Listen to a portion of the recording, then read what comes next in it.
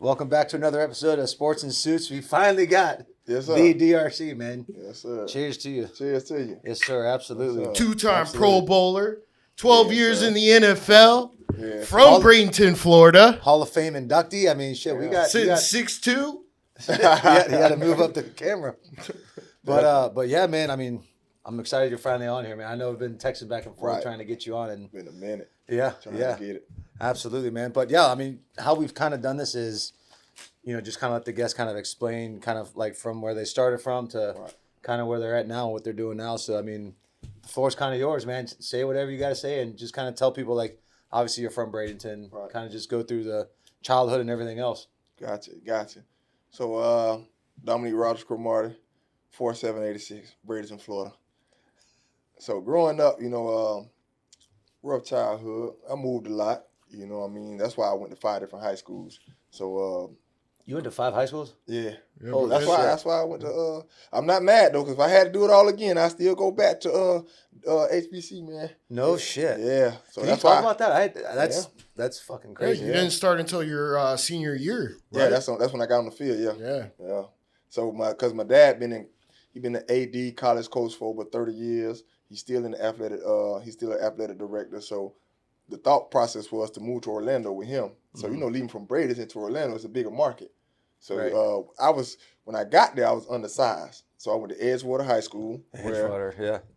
it was good. We was going states back to back. I'm talking about when I got there, them dudes was big, but I was so fast and I had so much like competitiveness in me. I made the team.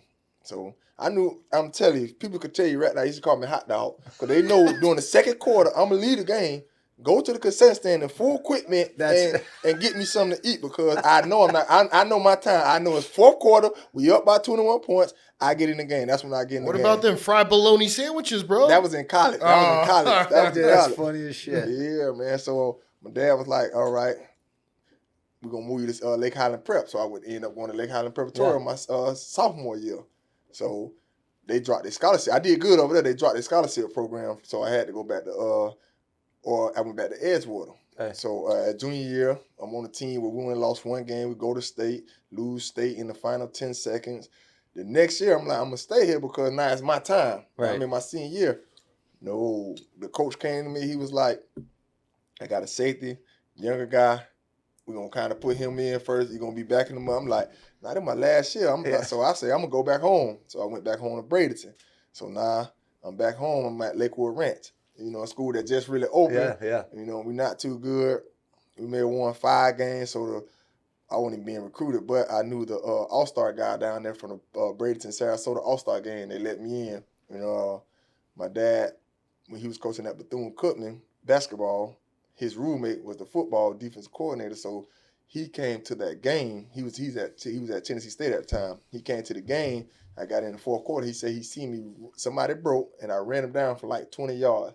And he was like, man, I don't know nothing about you, but I know you can run. So I'll give you the opportunity to come to TSU. So that's how I got to TSU. No shit, man. That's freaking nuts. Yeah. That and is TSU freaking was insane. like the only offer, right? Only offer. Damn. I tried to walk on the UCF and USL, but they told me when they seen me, they were saying I was too small because I was 6'1", 150. I was real skinny back then. Well, how much you weigh right now? I'm 210, 212. So when you were playing in the NFL, I mean, you were probably that weight? No, 180. 180. 180, 190. No shit. But I mean, that's what's crazy is like you got a guy that's getting recruited in high school. I mean, you put weight on in college. That's just what you're supposed to do. I mean, shit, I put on like 35 pounds in a month and a half. You were a big boy. I was playing at 250, man. Well, I figured out. I was like, that's why you kept the beard, so you can hide that chin, dog. I can't outrun, Jadeveon Clowney. I can't outrun these guys, so I might as well be able to take a fucking hit. Right. But man, I had no idea. So I mean, so you go up to Tennessee State, kind of talk about that. Yeah, man. Now that's when I always knew. Come tell you, even at Edgewater, everywhere I went, they'll tell you, man. That's why I took practice. Practice was my game. I had Mike Sims, Walker, Troy. I had a lot of guys in practice that played at the next level that I was going against, and I was killing them, man. I'm talking about, they'll tell you I was a little pest, so that always stuck with me, that mindset. So when I get to Tennessee State, You like a chip on your shoulder? I had a chip on my shoulder. They'll tell you I got in a fight the first day. Oh, shit. Like, I was mad, man, because not only was I mad that I felt like everybody was sizing me and sleeping on me. When I got there, that's why I wear 40. That's why I wear the big numbers. When I got there, the guys that's not highly recruited, they put you in the line. You in the equipment room. He digs in the hamper and he throw you a jersey. So when he threw me 45, I like threw it back. I was like, nah, coach, nah, I'm not gonna wear that. And then that's when he was like, man, you ain't did nothing. You ain't da-da-da. So I say, cool.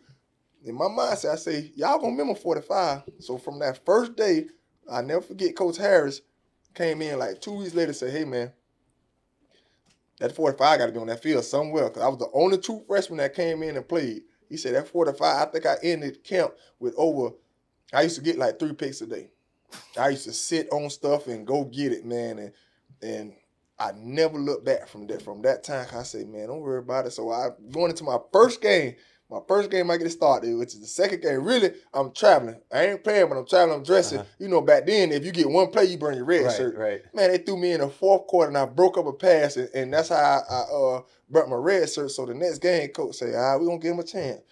The first play, and I never forget, number 4, Jackson State, Cletus Gordon, man, he took me on a 60-yard go route. I barely missed the ball, tackled him right there. They kicked the field goal. I'm coming off on the sideline. I can hit up because they already think I'm the coach's nephew, so they already don't know. So they like, man, I told you all that freshman, man, he good, but he ain't ready. He need his time, man. Coach, he got to go through. Man, so I'm going through the game now. Now I'm starting to get the gist of the game. It's tied up with like 20 seconds left. I knew it was coming. I could see the quarterback look over there and see me and Cleveland. Uh-huh. Man, they tried to run the hitch route. I jumped in and took it back for a pick 6. No shit. Man, I ain't looked back since. That's a freaking badass story, man. Oh, As a true freshman, I mean, shit. Yeah, but also being from TCU and then getting drafted 16th overall, bro, in the 2008 draft. I mean, were you expecting to be drafted that high? No, you know, nobody come out of there from that school. Like, I'm going to tell you what helped me, though. The Senior Bowl. This the time they started letting small school kids in. Like, that's why I tell my partner, Mike Jenkins, I tell him all the time, man, I appreciate y'all for dropping. Like, a lot of people dropped out. They ain't dropped. They ain't want to play. Yeah. So they were looking for people to fill in. So they just called me random, like, man, hey, man, we taking a small school guy, man. You was, I came in second to Ronnie McCullum from BCC and Defensive Player of the Year for D1AA kids. So they let me in, and from that first practice on, man, I was killing them. I was picking them apart. I'm like, so in my head, I'm like, oh, I see the LSU, the USCs and all that. I say, man, they're not that. Yeah, somebody got to see me, man. Somebody got to see me. So I end up getting defensive MVP of the Senior Bowl. I mean, that's freaking huge. And I mean, now, you don't see that very often. You just well, now what you see are players dropping out of the Senior Bowl, right? Because they don't want to get injured before the draft or even maybe ruin an NIL deal for maybe another season. And I was just about to ask you, what's your thoughts on NIL? I wish we would have had it back then. I'm telling you, man. I'm going to tell you why, especially in my predicament, because, you know, when I played, we played on BET. So I would have went to them. They would have had to see me. Hey, man, I need all that, man. I need all that. Man. But I don't know. I don't know. Me back then, you couldn't give me that kind of money. I ain't going to lie to you. I said the same thing. No, you couldn't give me that type of money. The exact same thing, man. I wouldn't be here today. If Right. You're giving me what you're giving the kid at South Carolina now? What are you spending it on? Let's say they give you $3 million. million. Yeah, back then. I ain't gonna lie, man. I was in the cars back then. I'd have had a tricked out ride. Oh man, I'd have had the clothes. Oh man, they couldn't have gave it. I'm telling you. Buying a house wasn't even in the cards. Wasn't even in the cards. Damn. My thought process now, nah. See now, I'm finna go give me some land. I'm finna go do this, that. Really, nah. Not back then, no. Yeah. I ain't thinking about nothing but cars and clothes. Back then. Well, I'll tell you what I would have bought. If I was a football player back then, in college, hookers and cocaine, dog. I'm sure there was plenty of that going on, man. You know what I'm trying to tell you. Definitely. Damn. Was it? What? Yo, they drug test in college. Heck yeah. They do? Absolutely. What, like once a week or? Nah, it wasn't that frequent. I mean, I don't think they were testing for blow Nah. in college. It was more like weed. That's it. And Yeah. PEDs probably, right? That was the NCAA would test for steroids and shit. Yeah. But the school would test So you're randomly. telling me there could be players out there coked out on the field. Nobody would know. No. Absolutely. That's PEDs right there, wouldn't know. dog. They wouldn't know. You wouldn't know. Yeah, I mean, you would know. But I don't, Right. I think you would know. Right. They'd be smacking their lips. Right. But man, all right. So you got drafted 16th overall. I mean, what was that process like? So you win. Okay, let's take it back. You have a couple guys that opt out of the Senior Bowl. Right. They let you in. You fucking have that same chip on your shoulder. Win Defensive Player of the Game for that bowl deal. Now take us through like draft prep. What'd you do? Did you do the combine? Before I even went to the Senior Bowl, I didn't even finish school. That would took me so long to finish school. I didn't finish school. So after the last game, I just left and withdrew from all my classes, and I went to down to Tom Shaw. Okay. Yep. And I was the only one there until everybody got out of school in December and January. So I just worked with me and Tom Shaw and the guys that was just there with them. But man, I was just grinding. Went to Senior Bowl, got the MVP of that. Then I got the call to go to the combine. See, now that's when I knew I was gonna open some eyes. Right. That's a playground for me. Absolutely. Running and jumping, I do that all day. Yeah. That's what I do. So I knew I had a chance. So going in, and then I got this. See, I'm real big on looking at, okay, that's who's in front of me. Yeah. I'm real good at assessing people that's in front of me. So I was saying in my head like, oh no, I didn't think I was gonna go first round, but I knew they had to come see me that first day. Yeah. What was your 40? 4.28. Seriously? Yeah. Holy shit, dude. Yeah.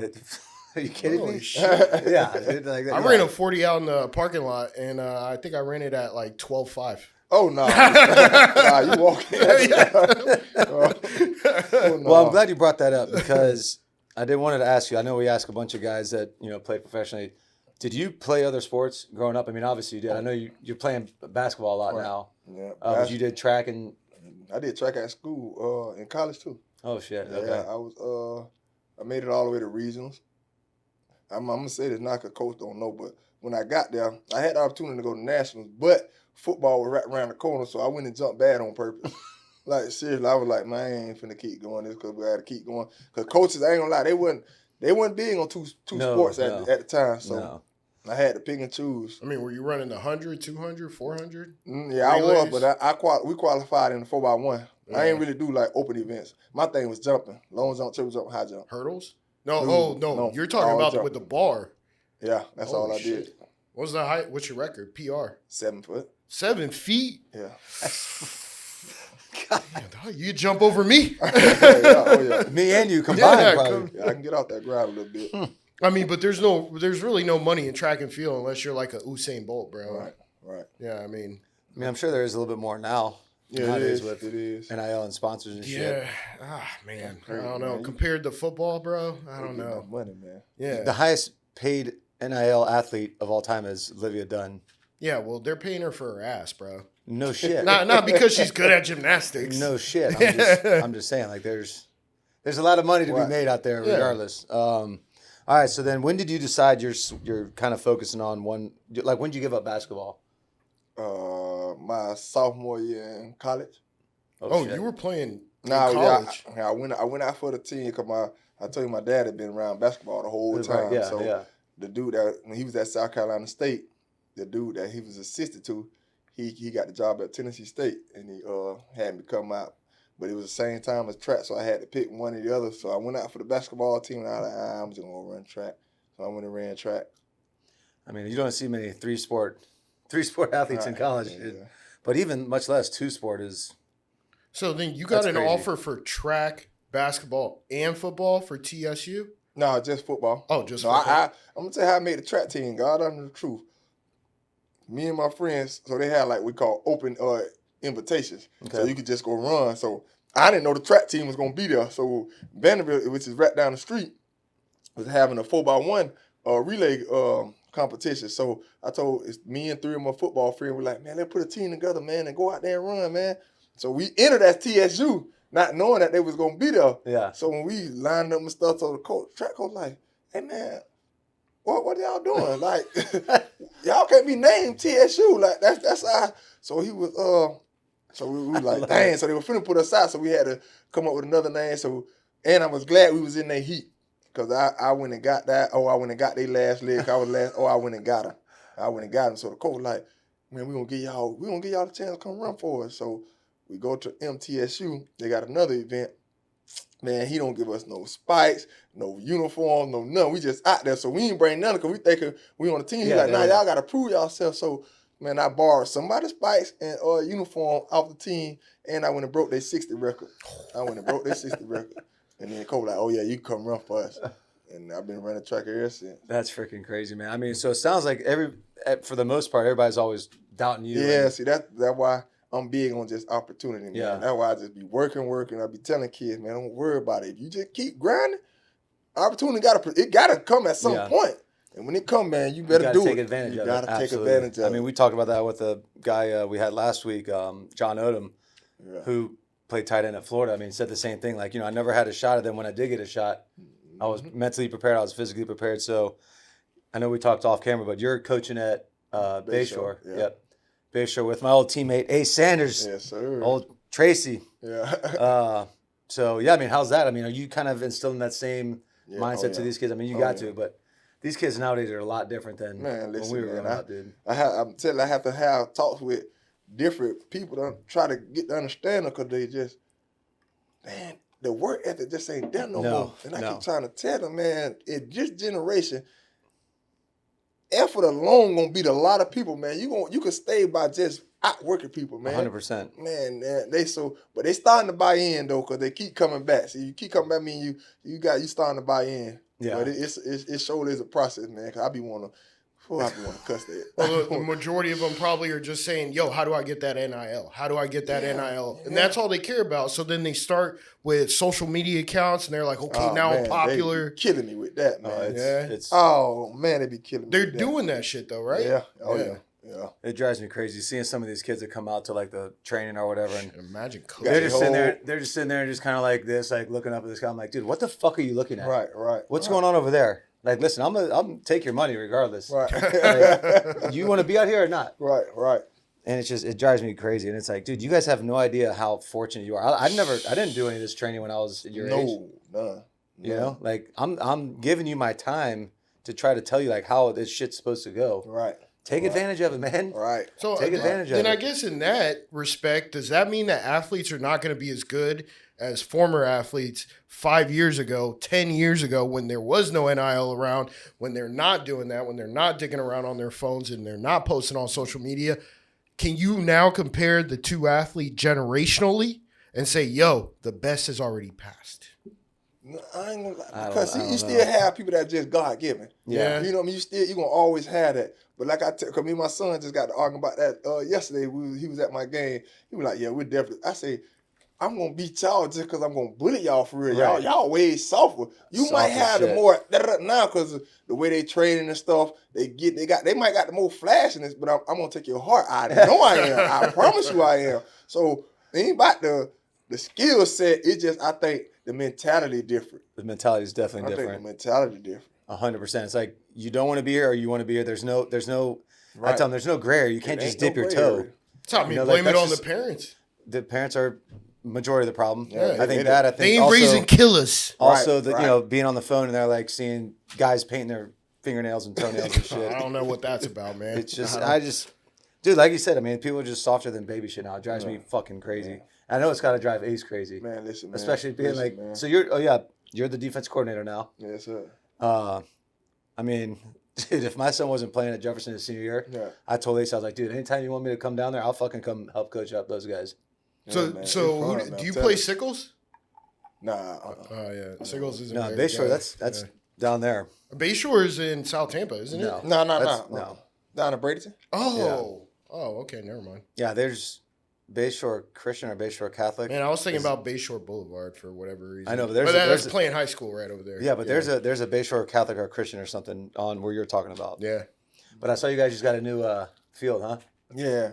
I don't know. Everybody like turf. I like grass, man. I'm so glad you just said that. I like grass. My buddy Cliff sells turf and fucking hates when, like, especially pro guys. The pro guys all fucking hate it. Yeah, I hate turf, man. Wait, didn't you play on turf? Yeah, I hate it though. Arizona, right? I mean, shit. That's all you played on at home games at least. That's slippery. I like to stick that foot in that ground and come out. It is night and day different playing on turf. You could have the best turf out there.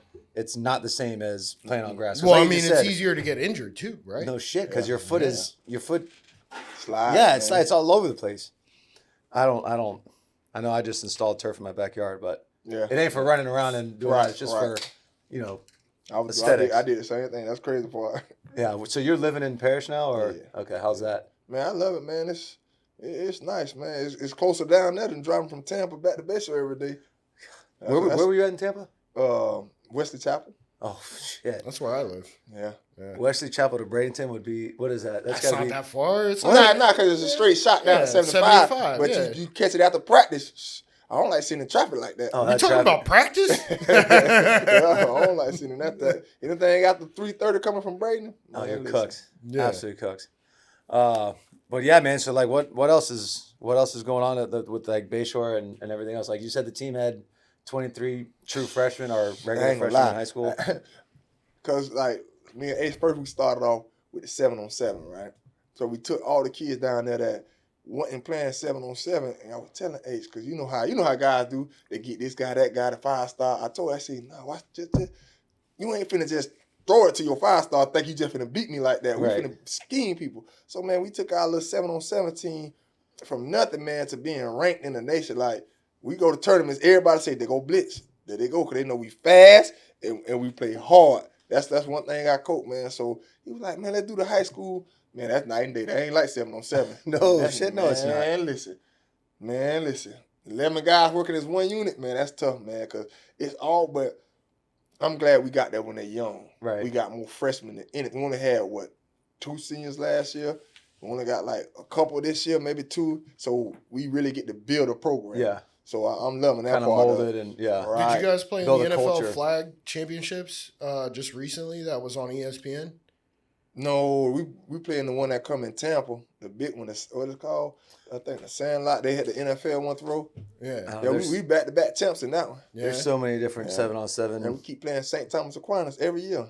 We always see them. No shit. Yeah, but it's a lot. That 7-on-7 is big, man. But I just can't believe they're getting ranked off 7-on-7. You getting 5 4-stars off 7-on-7. That's just. Does that teach bad mechanics, though? I think so. Because, I think so. You're not expecting a hit. You're expecting someone to pull a flag. I mean, at the same time, it's not as physical. For offensive guys, it does. Yeah. See, my defense, you still got to cover no matter what. So defense, I think I like 7-on-7 because it teaches you how to really drop in your zones and get your head on the swivel, because my guys like to stay right here. And I'm like, man, brother, routes ran behind. You got to learn how to. So defense, I think it help you. I'd agree with that. Zone, but offensively, you ain't gonna get hit. Yeah, I'm doing all kinds of. But what about for tackling? As hard as I can across the middle, knowing you. Yeah. Right. But what about for tackling? I mean, they ain't wrapping up over there. Yeah, I mean, they're and then see they high school 7-on-7 different from our 7-on-7. See, because in our 7-on-7, you still got to break down, know how to pull that flag, so it help you with your tackling. But out there, you just got to touch somebody. Oh, so, yeah, that's bad. Yeah, it teaches bad. That's 2-hand touch then. It's one hand. It's one hand. Well, that's fucking stupid. Yeah, it's one hand. It's a different whole. It's a whole different deal. I was with Team Tampa for. Oh yeah, graded them a while ago. Yeah. Shady Grady. Man. Yeah, they. That's our rivals, man. Yeah, no, I like Grady, but yeah, that was with them for, I think like 3 or 4 years. Yeah. About 3 or 4 years ago, and I just couldn't do it anymore, man. Yeah, it's different, man. It's so different. So different. But with that, man, I think we're gonna take a quick little break. I want to give a quick little shout out to Nectar and New York Pizza. Yes, sir. And my man DRC. Yeah, I hear. He made it, man. All right, well, we'll take a quick little break. Don't forget, like, comment, subscribe, share, get your notifications on. Sean, you got the rest of this breakdown. I don't know how to do all the whole deal. Like, comment, subscribe, hit that notification button so you can be notified every time a new podcast episode drops. And we'll be right back with Sports and Suits. We got Nectar Nootropics. All right, it's got cognizant in it. It's got caffeine, 50 milligrams of caffeine. I'm going to go ahead and rip one right now. This is the Atomic Apple flavor. Absolutely delicious. I'll tell you what, man, I'm not a big coffee guy. Never have, never will be. But these damn things, 50 milligrams of caffeine, jumpstart your day, zap your brain a little bit. They got jalapeno lime, black cherry, spearmint, sweet mango, and fresh mint. And let me just tell you, the mint will light your ass on fire. It's a whole different kind of buzz, so to speak. But yeah, then they also got a new little operation they got running here. It's called the Zero. So there's no caffeine at all, but it's got all the flavors that I just mentioned. Like I said, jalapeno lime, black cherry, spearmint, sweet mango, and fresh mint. They're mini dry pouches. All the ingredients are listed on their website. They're listed on the can, so you're not getting a bunch of bullshit. And that's the way I like it, man. I don't want all the chemical additives in there. And this is the real deal. This is the way to do it, guys. If you just need a little brain zap for you in the middle of the day, in the work day, you're on the computer, you're working out, whatever you are doing, throw one in. I'm an upper deck guy. Throw it in there, get zapped for a little bit, and there's no crash. You don't feel drowsy afterwards. And yeah, I'm a firm believer in this thing. Again, this is the Atomic Apple. I'm a huge fan of this flavor. I'm looking forward for them to send me the jalapeno lime. So again, folks, you can find them at nectar.energy. And when you spell nectar, it's NECTR.energy. Energy spelled, the normal way. You can also find them on Amazon. They're now on Amazon like everybody else. So you can find them on Amazon as well. Same name, same spelling, NECTR. Again, you can use my discount code Garcia5 and get a nice little discount. And like I said, get your brain zapped, get to work. We got New York Pizza. All right. They're based out of Tampa. Great family. The Mamuda family own it. I've known them for probably 10, 15 years at this point. But anyways, great family-oriented pizza. They have 9 locations. There's South Tampa and Soho area. There's Carrollwood, West Chase, Bradenton. I mean, they got 9 locations. They're expanding to a couple more. They just started doing a sourdough pizza crust.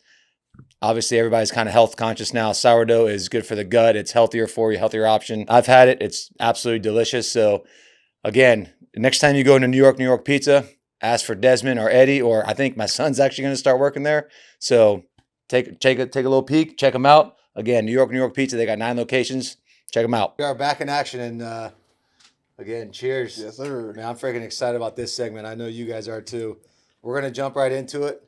You said you got some shit to tell us about your NFL adventure. Man, it was a roller coaster ride. How much do you hate Ben Roethlisberger? Nah, I ain't gonna lie, man. Hey, no, I wanted to dive into it, dog. Yeah, that come on now. We should have won that though, man. Yeah, it came down to just understanding your assignment, man. That one play, man. But we should have won. Y'all had Kurt Warner back then, right? Yeah. Yep. Bro. Yeah. Kurt Warner, already a Super Bowl champ. Yeah. Greatest show on turf with the Rams. Right. I mean, he had a hell of a team. I was about to say he had some pretty good receivers. Yeah, he had Isaac Bruce. Yeah. He also had Marshall Falk. Yeah. Guys, man. Yeah, and the defense was good too. But AZ, man, they come out. They kind of shocked because. And who was your coach, man? Ken Wisenhunt. That's Ken what Wisenhunt. he was telling me a little something in there. I mean, you got to hear this shit, Sean. I'm excited about it. What is it? What is it? Man, the reason why I got traded from Arizona, so like you say, first year we come out hot, go to the Super Bowl. Second year we go to the second round playoffs. I remember that we had that shootout with Green Bay Packers and Aaron Rodgers, beat them, go to the Saints, we lose. So now the third year, you know what I'm saying? Now mind you, when I come in, I'm coming in hot-headed. You know what I mean? I'm coming in not knowing nothing. I don't know nothing about the business. All I know is play football, hang out and go home. That's all I know. Right.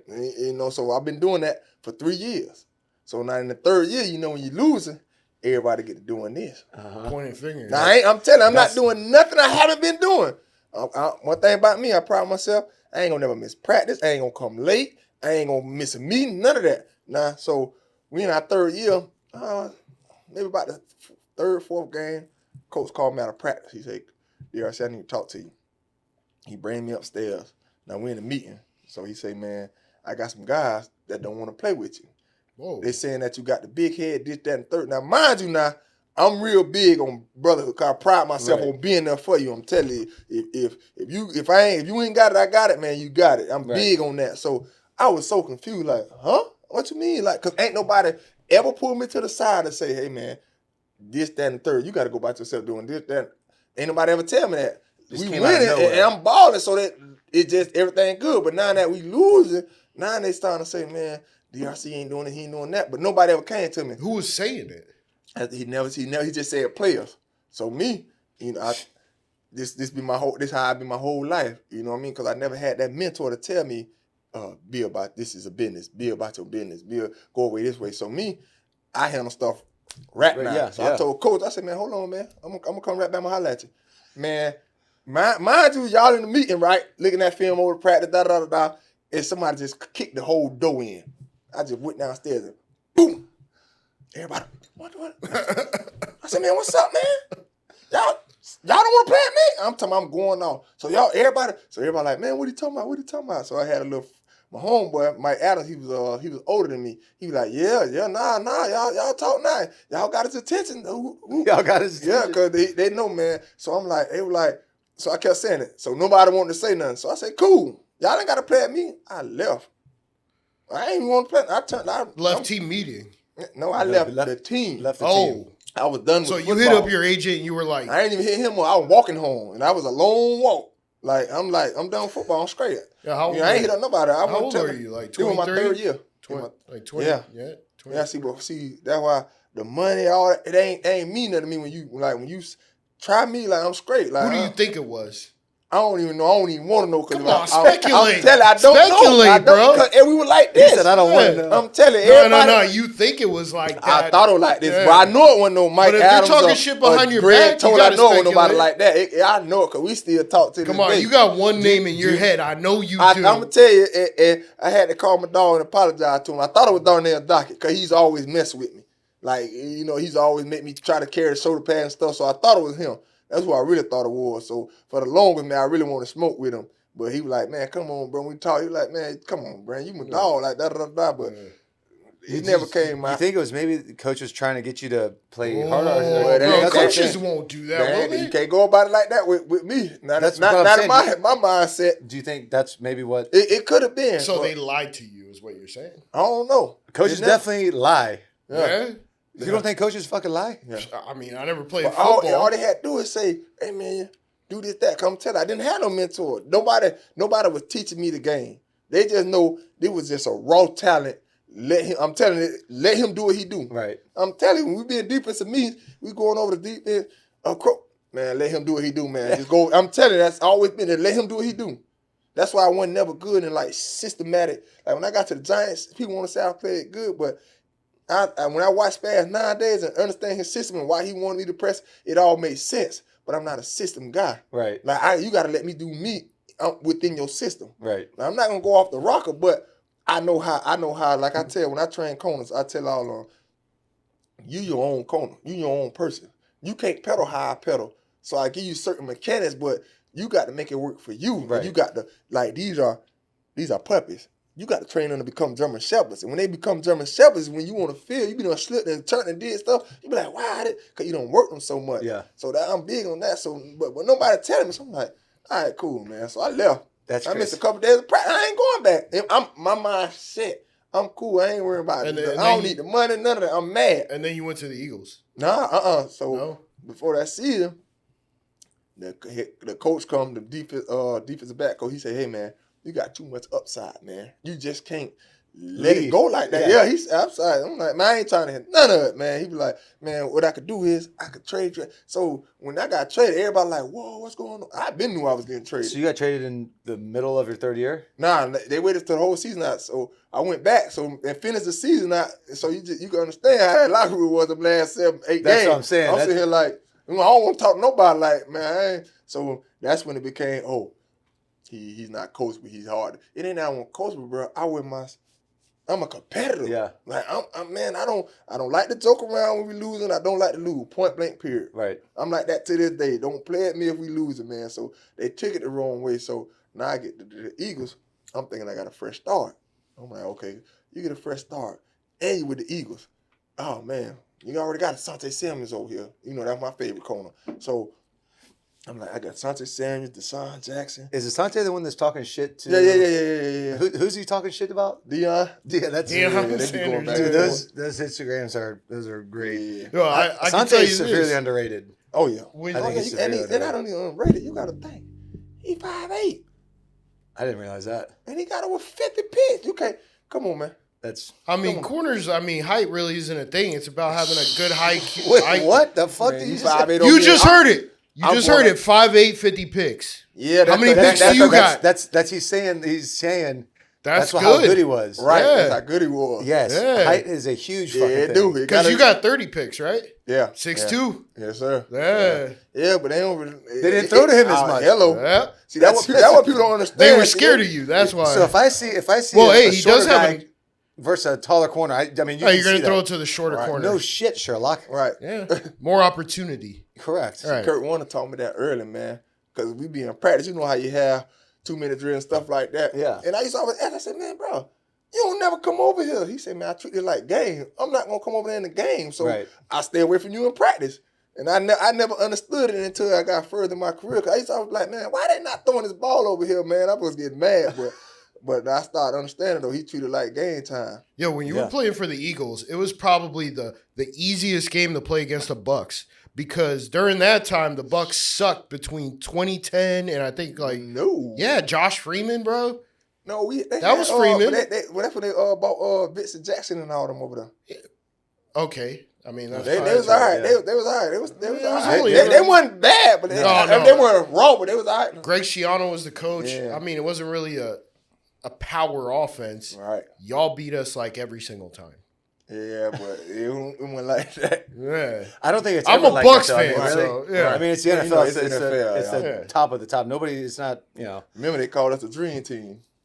The what? The Dream Team when we had Michael Vick, Vince Young. Did you play with Michael Vick? Yeah. Holy shit, bro. Yeah. So that went downhill fast. Yeah. So tell us about So you finish your third year with Arizona. And I get traded to the Eagles. Everybody shot like, how they trade him? He was this, that. And he leading in picks every year, pick sixes, all kind of.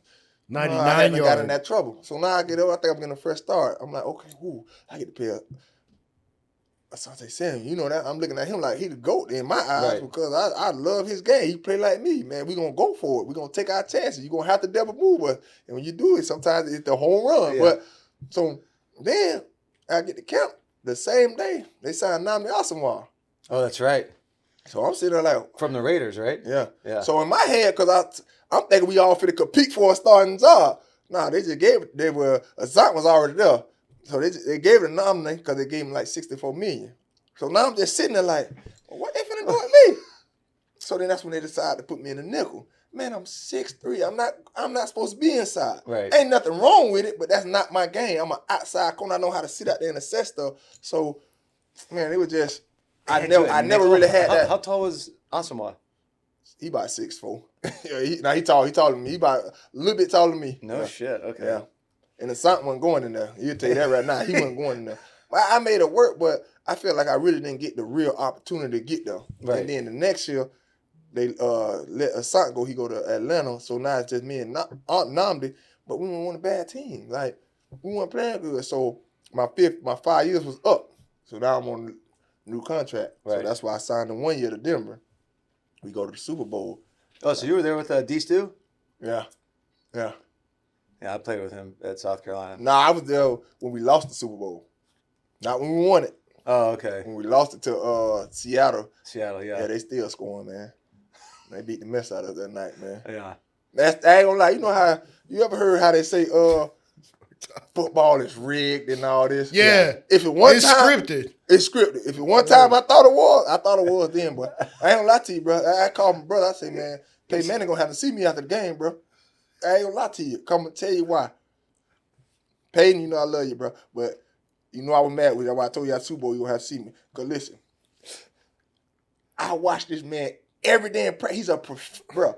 If God bless the dead, DT or Eric Decker drop too many passes in practice, we starting the whole thing over. Like they bro, I used to get mad because we didn't have no indoor facility and we out there in the cold. So I used to get mad when they don't practice well because we gonna start the whole thing over. And he had that kind of rank. I'm telling you, he won us 10 games by himself.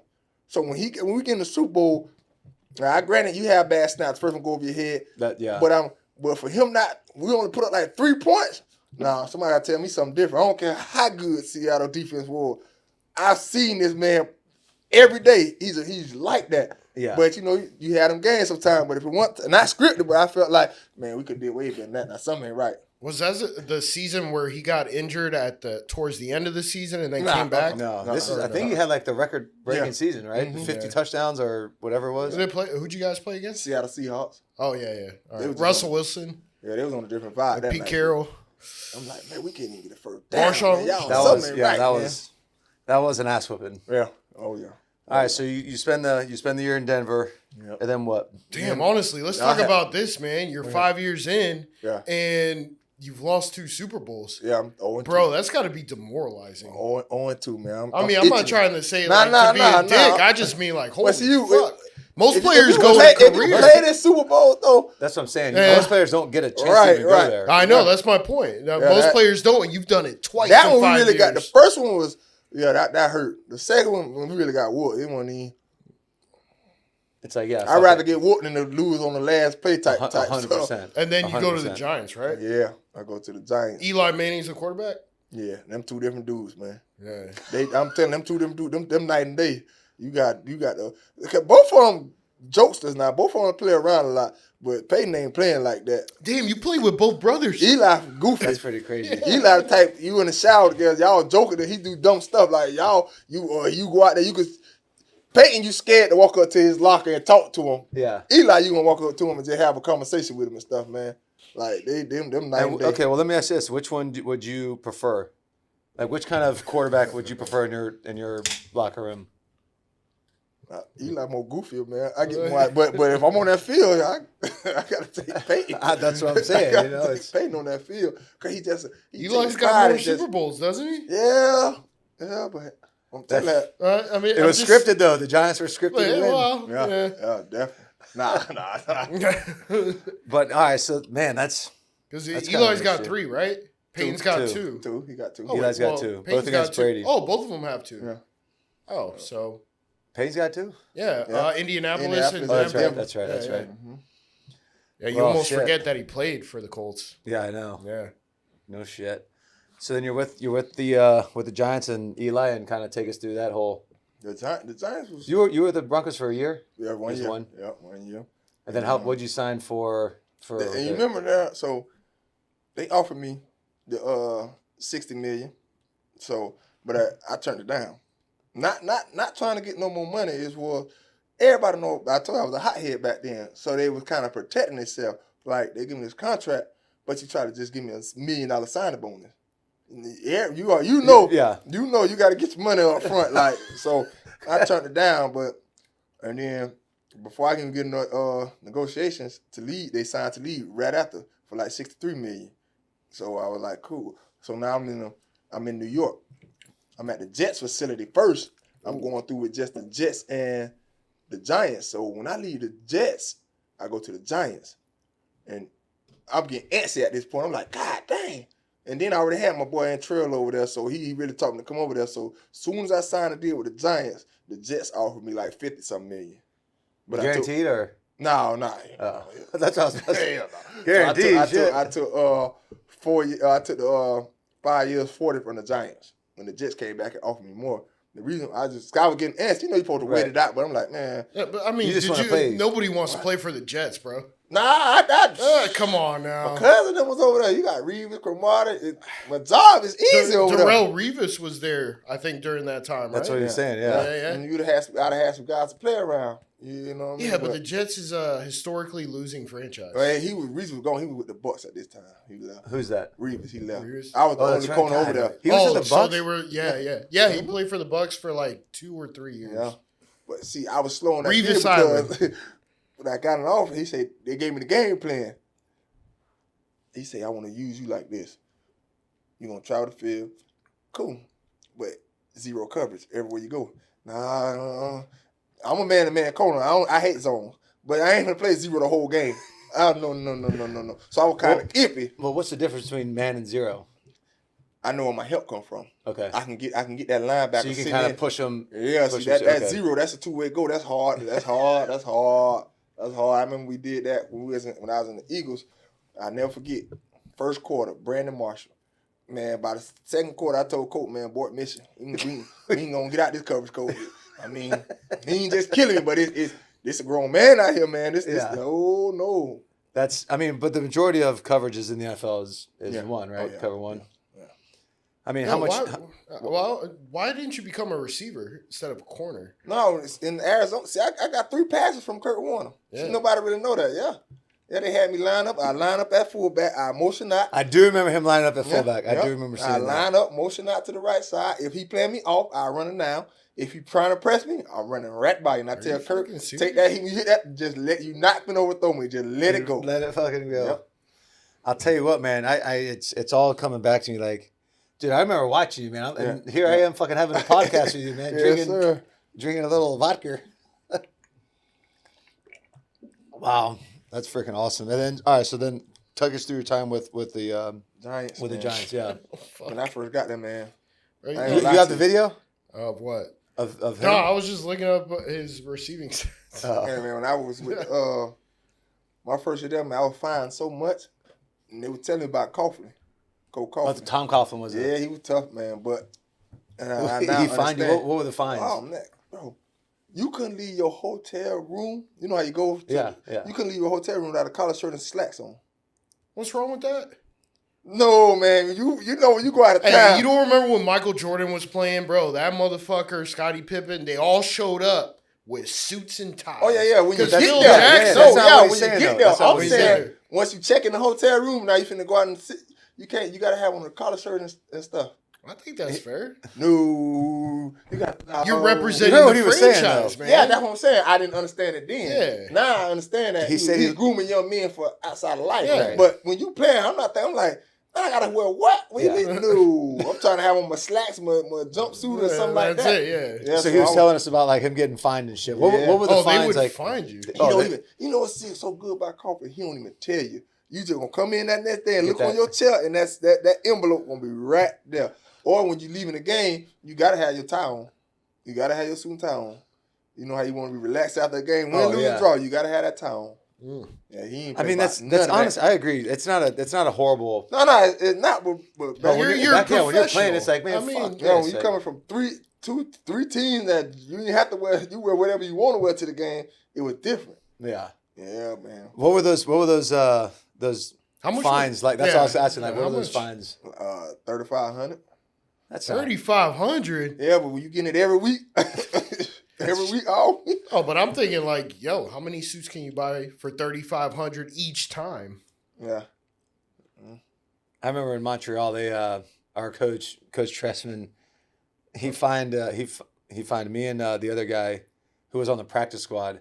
It was like damn near, I think it was like $10,000 or something like that for not going to like voluntary quarterback meetings. Oh man! And I was like, dude, I'm on the fucking practice squad. Or like I'm not paying this shit. I'm pretty sure the word voluntary says it all, right? Yeah, he's like, oh, it's voluntary, but it's not really voluntary. So anyways, we had the the head of the Players Association was one of our linemen. He's like, yeah, like you don't have to pay that.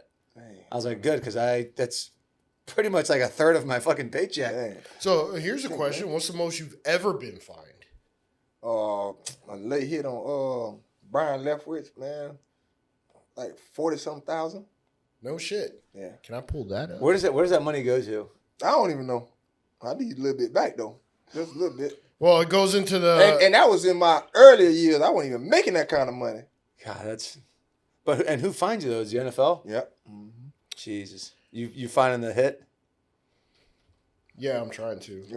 Byron Leftwich is Byron Leftwich. I was with the Eagles, and he was with the Steelers. It wasn't even that bad. It's a protected species, man. Yeah, that quarterback. Yeah. You can't. There it is. You found it? Yeah.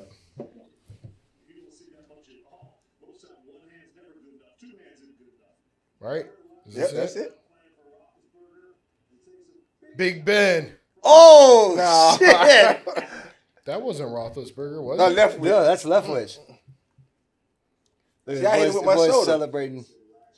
Damn, dog. I mean, Andy Reid doesn't like that, dog. What's he saying there? Hey, he's saying, watch what you fucking do, bro. Let's see it one more time, because holy shit. I mean, you fucking launched at him, dude. He said it wasn't even that bad. Oh man, that's pretty hilarious right there, man. I remember that too. Man. It's not like you Antonio Browned him, you know? Right, man. He kicked somebody, man. Yeah, man, kicked somebody in the chest. That's dude. Different. That was my kicker. Yeah, pun intended. Yeah, that's different. Yeah, Spencer Lanning with the Browns, dude. That's he jumped in freaking. That was unbelievable. Right. But Holy shit. You played again. Was AB on Pittsburgh when you guys played? Yeah, but that was a preseason game. They weren't even playing. No, I'm talking about the Super Bowl. That was a playoff or a preseason game? Oh, no. Oh, no. AB wasn't in the league. Nah, that was my first year. That was your... Oh, okay. Yeah. That hit was a preseason game? Yep. That would really make me mad. Damn, what year was that? 2008? Smoked. Nah, that was 2009? 10? Yeah, so you were 2 years in the league, and you're like, let me just throw my shoulder into his face. Into his neck. Welcome to the league, rookie. Oh, hey, he popped up. Yeah, he popped up. Byron's a big son of a bitch. I don't think you should have been fined for that. Because, I mean, that was a legitimate hit. But it's shoulder. No, but it was shoulder. in this day and age, it was in the head area. yeah, in this day and age, man, shit, he'd be fucking. They'd kick him off the damn. Oh, you'd be ejected. Field. Yeah, man, and you'd be fined probably a hell of a lot more than $40,000. Mm-hmm. With that, we're gonna take another little timeout, and then we'll do one more little segment. If you got time to do another segment, yeah, we'll do one more little refill, and then finish up on the NFL career, the journey, and kind of what you're doing now. Don't forget, like, comment, subscribe. Sports and Suits. Shout out Nectar. Shout out New York Pizza. Soon shout out Tampa Lux. Soon shout out freaking what is this? Chinook Cedary. Sean, we're getting after it, man. I like it. We'll be back. We got Nectar Nootropics. All right, it's got cognizant in it. It's got caffeine, 50 milligrams of caffeine. I'm gonna go ahead and rip one right now. This is the Atomic Apple flavor. Absolutely delicious. I'll tell you what, man, I'm not a big coffee guy. Never have, never will be. But these damn things, 50 milligrams of caffeine, jumpstart your day, zap your brain a little bit. They got jalapeno lime, black cherry, spearmint, sweet mango, and fresh mint. And let me just tell you, the mint will light your ass on fire. It's a whole different kind of buzz, so to speak. But yeah, then they also got a new little operation they got running here. It's called the Zero. So there's no caffeine at all, but it's got all the flavors that I just mentioned. Like I said, jalapeno lime, black cherry, spearmint, sweet mango, and fresh mint. They're mini dry pouches. All the ingredients are listed on their website. They're listed on the can, so you're not getting a bunch of bullshit. And that's the way I like it, man. I don't want all the chemical additives in there. And this is the real deal. This is the way to do it, guys. If you just need a little brain zap for you in the middle of the day, in the work day, you're on the computer, you're working out, whatever you are doing, throw one in. I'm an upper deck guy. Throw it in there, get zapped for a little bit, and there's no crash. You don't feel drowsy afterwards. And yeah, I'm a firm believer in this thing. Again, this is the Atomic Apple. I'm a huge fan of this flavor. I'm looking forward for them to send me the jalapeno lime. So again, folks, you can find them at nectar.energy. And when you spell nectar, it's NECTR.energy. Energy is spelled, the normal way. You can also find them on Amazon. They're now on Amazon like everybody else. So you can find them on Amazon as well. Same name, same spelling, NECTR. Again, you can use my discount code, Garcia5, and get a nice little discount. And like I said, get your brain zapped, get to work. We got New York Pizza, all right? They're based out of Tampa. Great family. The Mamuda family own it. I've known them for probably 10, 15 years at this point. But anyways, great family-oriented pizza. They have 9 locations. There's South Tampa and Soho area. There's Carrollwood, West Chase, Bradenton. I mean, they got 9 locations. They're expanding to a couple more. They just started doing a sourdough pizza crust. Obviously, everybody's kind of health conscious now. Sourdough is good for the gut. It's healthier for you, healthier option. I've had it. It's absolutely delicious. So again, next time you go into New York Pizza, ask for Desmond or Eddie, or I think my son's actually going to start working there. So take a little peek, check them out. Again, New York Pizza. They got 9 locations. Check them out. Yeah, absolutely. All right, well, we are back with my man DRC. We're kind of going through his adventures through the NFL, and we just got talking about with the Giants. So kind of take us through that whole operation again. And again, it was well, just towards the, it was up and down, man. Because when I first got there, I learned how to. I think that's when I started. Leaving Denver, and getting to the Giants, being with Tom Coughlin is when I learned how to be a pro. And that's your 5th year, right? It's 7 years in. So you're 7 years in with the... Yep, my Giants on my 7th year. And I finally learned how to be a pro, and I give credit to Champ Bailey. Because Champ Bailey played down there 30 years. And when I was in Denver, and in his 16th year, he ain't miss a workout. He ain't take... once you get up age, guys kind of like pull off him. But he ain't do none of that. He showed up every day and worked. And I'm saying in my head, like... As a corner, too. That's right. I'm like... That's a lot. I was like, dang, bro. See, that's what it's all about. See, I never forget Charles Woodson when he left Green Bay. He was signed. He went back to Oakland, but he came to visit Denver first. Yep. And because he was about to sign there, and he told me face to face, he said, man, if I ever got with you, man, you could have rewrote history. He said, with your skill set and what you could do, he said, man, I wish I could have got to you and target your mentality, man. Charles Woodson. You could ask, he'll tell you. He said, man, if I ever worked with you, man, you could have been that guy. The names he's talking about, I mean, right? these are Hall of Fame, like first ballot Hall of Fame guys. Jarrell Reed, guys that he played with. Right. Holy shit, dude. Peyton Manning, Eli. I'm talking about just strictly at the defensive back standpoint. Even Asante Samuel said, he said, man, when you first came in the league, man, we used to talk like, hey, man, this new dude finna take over, man. What do you think it was? You think it was? No, I know what it was. He told me, I did his podcast a few weeks ago. He told me, he said, man, your only problem, cause when you got to the Eagles, cause I was always like, why did they trade him? When we got to the Eagles? He said, man, when I was watching you in practice, I'm like, man, this dude on a different level. He said, I played with just competitiveness. Yeah. That's it. Cause anybody tell you, I don't watch film. I don't read the playbook. I'm telling you, I don't. Like, when I went to Giants, since we talking about the Giants, Coach Walton used to put on my iPad, Crow, if you see this message, come get $1,000 from me. I never got it through the whole season. He'd be like, man, I thought I got smart. I just let the iPad run, because they could time your iPad. So I just let it run.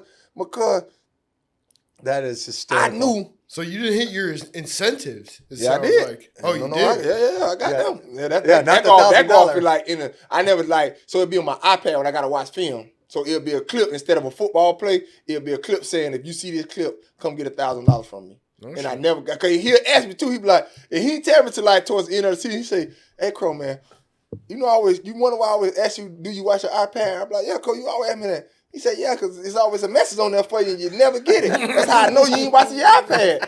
And I'm like, man, Crow, you got me. I ain't gonna lie, you got me. I don't be watching it, man, because I just know I got enough in here that you're gonna have to see me. Do you think if you would have watched? Yes, I'd have been way. I didn't learn what a 3-step was till my 5th year. If I would have known a 3-step, A 3-step drop? Yes. From the quarterback? Yes. Holy shit. That's what I'm trying to tell you. Cause see, I came from HBCU where we call when at Tennessee State we played cat coverage. That's your cat.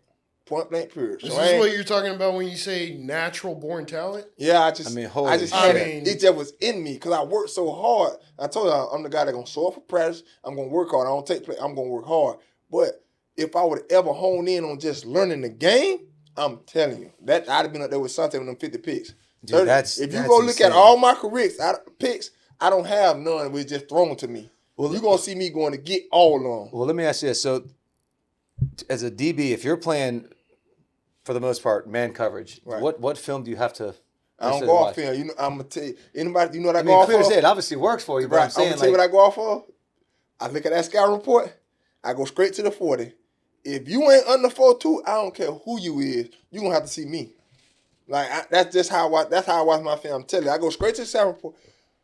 Okay, I got Deshaun Jackson this week. He 4.3. Okay. No matter what he do at the line, I'm going to be there with him. He might beat me. Yeah, he beat me a lot. He beat me sometimes, but in my head, I'm telling you, if you 4.4 and up, I'm not even looking at you. I'm telling you, because I know I'm good. I got cat coverage. See, everybody just think I'm fast. I'm not fast. I'm real quick. Yeah. And I'm good in and I know it takes me to get from point A to point B. See, in my later years, I learned, okay, 2-minute drill. They down 3.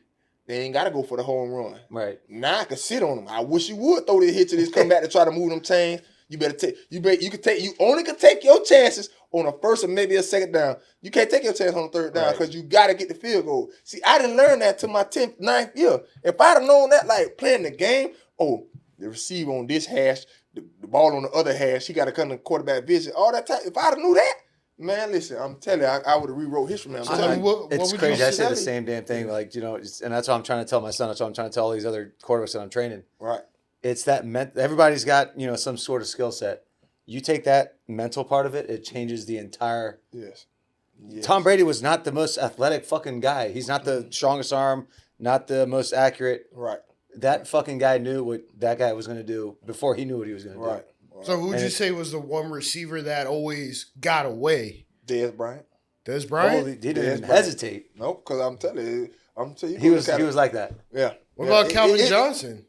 Yeah, but he played in my role. You ain't finna outrun and out-jump me. That's not finna happen. You got to think. Look at Calvin Johnson film. Like that. First round Hall of Fame, Valley, all that. But he playing against guys that's 5'6", 5'7". Throw the ball up. He going to get it. He's 6'5", with a 40-inch vertical? Yeah. You playing his game. Now you get a 6'2" corner that can run and got a 40-inch vertical with you. You better run routes. So what was Dez Bryant doing that Calvin wasn't? He could run routes, but he wasn't fast enough. So when I'm sitting there, it's like I want to go, but I don't go, and then he always kind of body me at the end. It's like so he wasn't fast enough, so that was his advantage. That was his advantage. That's wild to say. That is so crazy. That's wild to say. No, if you look at it makes sense. My dog, the Son Jacksons, the Mike Wallace, all the fast guys, we the same. You ain't finna outrun me, and you ain't finna throw that ball. You ain't finna outjump me. But you would think the slow guy wouldn't be able. Nah, the Keenan Allen, because they do. They're like Jason. Think about Mike Williams or Mike Evans. Yeah. Mike Evans is big, bro. He's like 6'6". But he ain't outrunning anybody. He ain't outrunning nobody unless he down that field scratching. That's different. But just lining up, see, I can sit on him. But like he running the post or something, once he open up, he opening up. But so, it's the Keenan Allens, the real true route runners that ain't fast. But you be like, how they get open? Because they do that extra at the top. Yep. They gonna give you that. Where I know you fast. I know you can't. Especially if I know you can't sit down. All you can do. So when you coming out. You don't know how to sit down. And what I love about receiver that I try to teach my corners is that's why most guys be like, man, you 6'2" low arm press. I don't like the press. Why? I like to sit off. I can read you because I play receiver my whole life. Before I go back pedal, I'm gonna go run the route tree. I'm gonna understand your body language. And when you lean, I'm gonna learn the receiver in and out. So I sit off. I can see you counting your steps. I know you coming back. I can see you looking at that ground counting your steps. That's where most receivers go wrong. That's why I used to hate playing A.J. Brown or Dez Bryant, because they make everything look the same, and I can't stand that. Because they'll tell you, when I'm in my pedal, I'm looking you dead in your eyes right at that, because I can see you.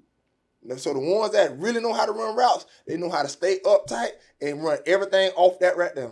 And that's hard for me. But the ones that's just fast and not that polished, like I'm telling you, if I'd have played in today's game, it's not working. Like I love Cole Beasley and the Edelmans and all that, but that whip ain't working. Right. Because I know you got to throw. If you going to over, it got to be on that other side of that hash. Right. And I know you slow. I'm gonna meet you there. So I'm gonna let you go that way. I'm gonna beat you there probably. Right. So I'm gonna let you go that way, and when you get the middle, then I come put in full speed and come catch you. Yeah. So that whip, like, it's a lot of telltale in today's game and all that. Man, that's too much. I'm coming. You give me any kind of indication, I'm coming, man. So route god. I'm coming. I'm coming. I come, man. Me and him go at it all the time. Like I'm telling you, he gonna call me. Cause we gotta go do releases. Cause we gotta do that. But he know I'm just gonna sit and I'm coming. And when you catch it, I tell him all the time, I'm gonna put that helmet right here. You gonna come with that ball. I'm gonna put that helmet right there because you're not gonna want to catch it. You're gonna be like, man, fuck that. I'm tired of getting that helmet in my back of my neck. Right. See, they don't do all that count. You can do all this. It look good, but at some point we gonna meet. So you guys mentioned Mike Evans. You know Mike Evans and Marshawn Lattimore have that rivalry. I love that rivalry. So did that's you my have favorite something rivalry. like I ain't gonna lie to you. Did you have something like that? Nah. They leave me alone. Yeah, I be cooling. I don't do the. Like, so you ain't chirping at the line? Yeah. I talk a lot, but Well, I ain't never had no rivalry like that. Are you getting into like you? I don't know if you guys seen this. Kobe Bryant used to like research people and just start talking about their sisters and shit. Nah, I ain't doing all that. No, I ain't doing all that. I mean, I see stuff that Brock Bowers just came out with a thing, and he was like, "Yeah, when I was playing at Georgia, like my girlfriend was going to Tennessee, and like these frat kids were like, hey man, your girl was at the frat party last night, like before they played Georgia or whatever." So people definitely can find a way, especially with social media. That's crazy. Well, I mean, he was in a frat. Huh? Yep. Yeah, Phi Sigma Beta. Yep. Sigma Beta, yes, there sir. There you go. Blue, blue. Blue, blue. I mean, did that help with anything? Nah. Richard Sherman, Jerry Rice, all them Sigmas. No shit. Yeah. Richard Sherman? Yeah. All right, who's better, you or Richard Sherman? He a better system guy than me. Yeah. He's 100% a system guy. I mean, both of y'all are corners. Yeah. So what I mean by system is, if you playing this like that system in Seattle, that suited him perfectly. Yeah, their cover 3 is a true cover 3. You don't have to worry about nothing but the post and go. See, I never played in a system like that. I got to worry about the stop, the goal, the slant. I got to learn about the whole tree. You see, these frat guys, bro, they don't trash each other. No. He was excellent in what he did. There's some subtle. You remember the Aaron? Yeah. You remember the Aaron Andrews interview where he just goes off about Crabtree? Yeah, bro, that shit had me rolling on the floor, bro. I thought it was hilarious. Yeah, it's a lot of receiver corner like, but I never had that. That's crazy. The only person I didn't like to play was Steve Smith though. Yeah, he's an angular dude. Steve Smith Sr.? An angry little dude. He's an angular dude, man. He is a short guy. Yeah. He's like, what, 6 foot? And he going to bring it every time. I never forget. Yo, and he wasn't bad. The shit he would talk on when he was mic'd up. He going to hit you after the play, block your hard, all kind of stuff. I can tell you. But you got to stand up to him. Yeah. If you don't, he going to get on you the whole game. Name a better receiver for the Carolina Panthers. Can't. Can't? No, you can't. Yeah, see, he's thinking. No, not thinking. He's thinking. No. Yeah, I go ahead. 87 Muhammad something. See, if you can't remember the name, they ain't good. I forget his first name. Exactly something Muhammad. But if you can't remember the name, probably isn't anybody. Greg Olsen, tight end. Tight end, he would like that. Greg Olsen, not a receiver though. That's a big dude. Yeah, I mean. So who did you hate playing against, bro? Because I mean, okay, Steve Smith and Des Bryant. Yeah. Now I like to play Des Bryant because I just knew he was gonna be a talent. See, I like being a talent. I'm gonna tell you who I hate playing against. He ain't in the receiver. Randy Moss? No. I had him towards the end. When he was in New England? Yeah. But I'm telling you, Aaron Rodgers. That's it. I hate playing him. Really? So I asked, you remember Chris Conti? Yeah, I played safety. So I asked him, I need to get him on this thing, but I've played softball with him for a while, and I was like, dude, who's the hardest quarterback playing safety that you've ever played against? And I was like, assuming he's going to say Tom Brady or Peyton Manning. He goes, Aaron Rodgers. No. He goes, Drew Brees. No, he goes, Brees would look over. So they're on the left hash. Chris was playing boundary safety. He said he would look over on the field hash and basically throw a no-look hole shot down the seam, and Chris would just sit there and just watch the ball slowly go by him. He's like, I don't know where the fuck this guy's looking at. But see, Eli, listen, if it's 3 quarterbacks, I know if I play that week, it's 100% chance I'm getting the pick. And I pick them off every time I play them. Go ahead. That's Eli Manning. That's my dog, though. Drew Brees. And my band at Atlanta. That just came from the Vikings. That just came from the Vikings. Kirk Cousins. 100% chance pick. But it's one person I know who not to play with.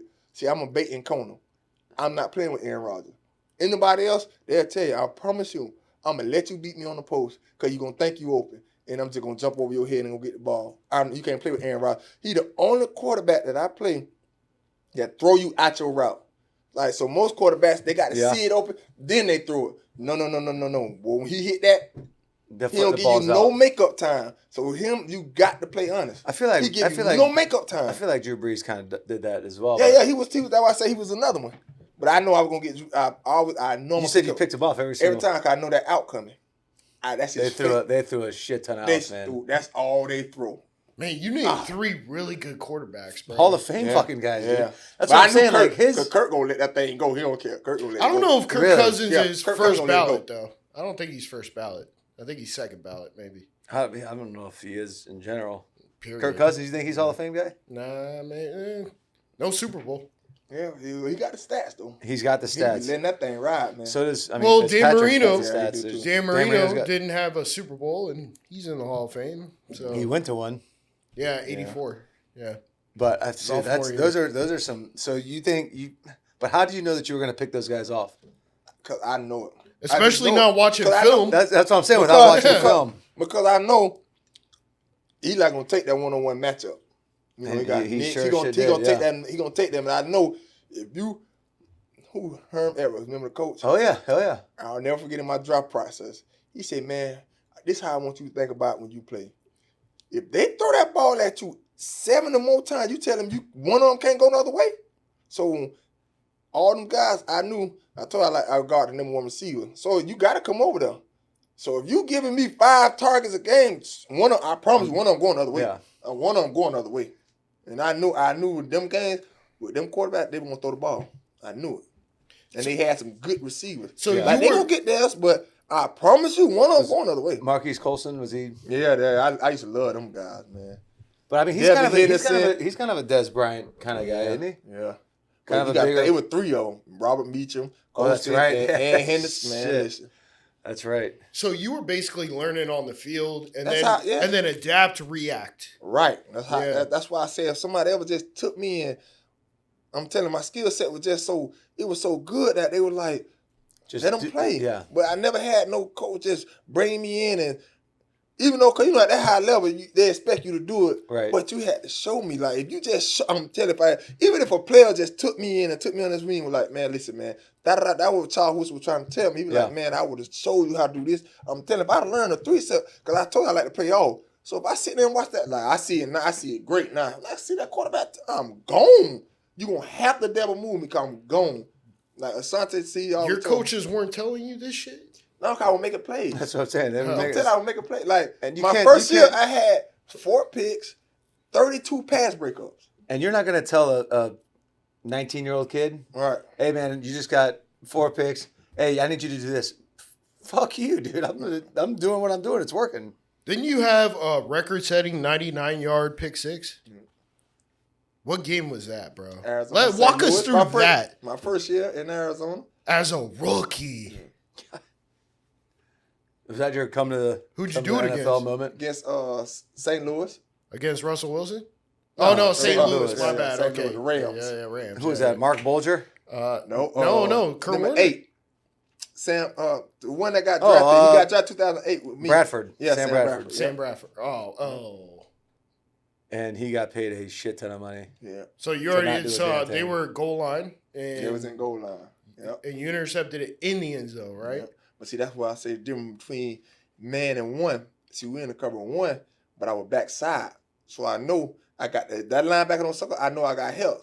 So I'm sitting outside. So he ran a kind of like a pivot. He went slant and came back out. Right. I'm sitting on that. Now you got to slant all day. I mean, you ain't got it, but I'm playing. I'm quick. That's you why got I help like to help on the inside. Help. So I'm waiting. So when and then I see him, he looking in his goal line. That ball ain't come right now. I know you got to do something. Now you got to do something off that. Because that ball in there right now, I know you got to do something off that.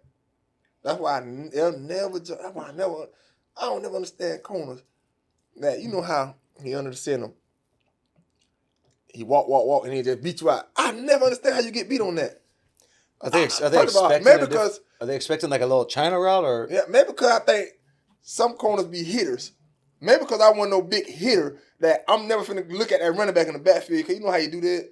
And then he hit you like that. Little play action, never get me on that because I tell my coach, especially in cover 3, like I'm not coming down. Yeah, who gives I really don't want to come down there anyway. Yeah. To come hit, so I do not get that to save my life, man.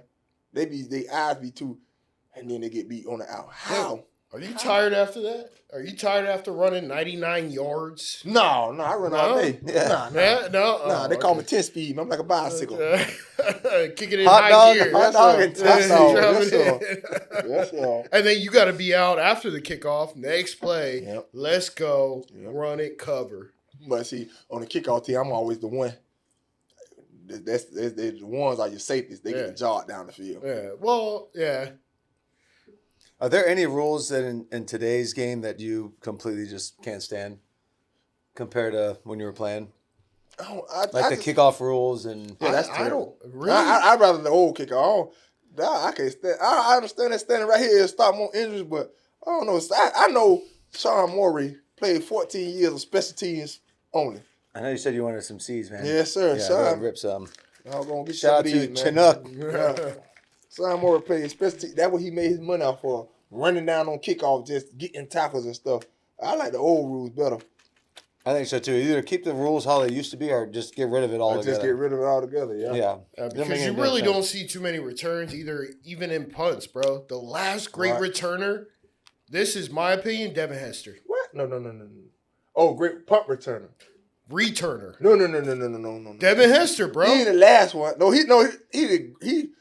That's the GOAT right there. Yeah, he definitely the GOAT. But I'm saying there's still one more. Okay, who? Cordell Patterson. Oh shit, Atlanta. Yeah, and I ain't saying he anything like Hester 1-on-1. He that guy. But I'm saying there's still one out there. Is he still playing? Yeah, he's still playing. It's still one out there, I'm telling you. Well, I mean, I am a Bucks fan, so anybody from Atlanta don't really care for, or New Orleans. Yeah, so, and South Carolina, or Carolina. Dave Canales is a joke. Dante Hall. You remember him from the Chiefs? The human Yeah. Some bitch could fucking roll. Bro, but Devin Hester, they wouldn't even kick to him because they were scared that every time he touches the ball, this guy's going to take it. He's going to take it. No. And he has every single time, bro. This guy has like 10 or 12. Yeah, he different. Yeah. I don't think you're ever going to find something close to that. But I'm telling you, Cordell, look up his stats. I'm telling you. I'm going to have to. You'll be surprised. He played a long damn time. You said he's still playing? Yeah, he's still playing. That's insane. Who's he with now? Still his last. Yeah, I didn't play. I remember seeing him. There was receiver, running back, fullback. Yeah, he's with Pittsburgh. Yep. Yeah. Tight end, the whole deal. These things are pretty good, right? The little smokehouse deal. Damn, bro. He's 34. That's a long time, man. Long time getting fucking whacked. Yeah, he's been playing since 2013. Man. They say it's not for long. Don't people have them? He's Super Bowl champ. Super Bowl champ. Yep. 4-time first team All Pro. Let's kind of wrap up. Unless you could do one more. No, you can rip one more, and we'll kind of finish on that. But I'm saying kind of wrap up with your time in the NFL. So doing well at the time. Who was the coach you hated the most?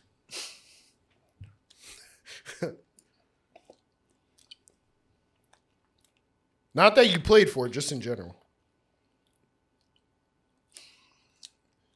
I don't like Bill Belichick. Not because of all the success he had, because I never forget.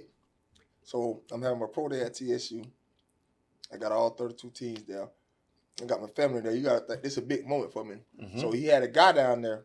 He wanted to. So after my pro day, he wanted to talk to me. One of his scouts. So I was telling him I was coming over there. But as I was walking over there, my mom and dad ran up to me. And I'm talking to my family, trying to get over there to him. So I guess I had him waiting too long. So the man really flew me out there. So you get on your visits, your pre-draft visits. Really flew me out there to tell me that I can never play for him. He said, man, when you get an opportunity like that, you got to take advantage of it. So he felt like I should have just told everybody, hey, right now I'm doing business, which I understand, but I don't understand. Because at the end of the day, they're my mama. You know what I mean? Yeah, that's not. I'm trying to get to you, but I can't just walk past her. Yeah, that's my mom. He said, yeah, man, you're a great player, but you can never play for me. And with that being said, fuck Bill Belichick, coming from the words of Sean Fabre. Because Bill Belichick has not gotten a Super Bowl ring after Tom Brady. Period, point blank. And with Sports and Suits, we will be right back. And please like, comment, and subscribe. Follow us on all our socials and hit that notification button. Check out Nectar and New York Pizza, and we'll be right back. We got Nectar Nootropics. All right, it's got cognizant in it. It's got caffeine, 50 milligrams of caffeine. I'm going to go ahead and rip one right now. This is the Atomic Apple flavor. Absolutely delicious. I'll tell you what, man, I'm not a big coffee guy. Never have, never will be. But these damn things, 50 milligrams of caffeine, jumpstart your day, zap your brain a little bit. They got jalapeno lime, black cherry, spearmint, sweet mango, and fresh mint. And let me just tell you, the mint will light your ass on fire. It's a whole different kind of buzz, so to speak. But yeah, then they also got a new little operation they got running here. It's called the Zero. So there's no caffeine at all, but it's got all the flavors that I just mentioned. Like I said, jalapeno lime, black cherry, spearmint, sweet mango, and fresh mint. They're mini dry pouches. All the ingredients are listed on their website. They're listed on the can, so you're not getting a bunch of bullshit. And that's the way I like it, man. I don't want all the chemical additives in there. And this is the real deal. This is the way to do it, guys. If you just need a little brain zap for you in the middle of the day, in the work day, you're on the computer, you're working out, whatever you are doing, throw one in. I'm an upper deck guy. Throw one in there, get zapped for a little bit, and there's no crash. You don't feel drowsy afterwards. And yeah, I'm a firm believer in this thing. Again, this is the Atomic Apple. I'm a huge fan of this flavor. I'm looking forward for them to send me the jalapeno lime. So again, folks, you can find them at nectar.energy. And when you spell nectar, it's NECTR.energy. Energy spelled, the normal way. You can also find them on Amazon. They're now on Amazon like everybody else. So you can find them on Amazon as well. Same name, same spelling, NECTR. Again, you can use my discount code Garcia5 and get a nice little discount. And like I said, get your brain zapped, get to work. We got New York Pizza. All right.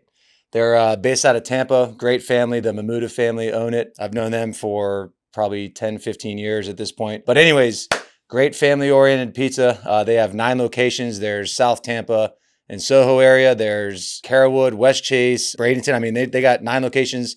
They're expanding to a couple more. They just started doing a sourdough pizza crust. Obviously, everybody's kind of health conscious now. Sourdough is good for the gut. It's healthier for you, healthier option. I've had it. It's absolutely delicious. So again, next time you go into New York Pizza, ask for Desmond or Eddie, or I think my son's actually going to start working there.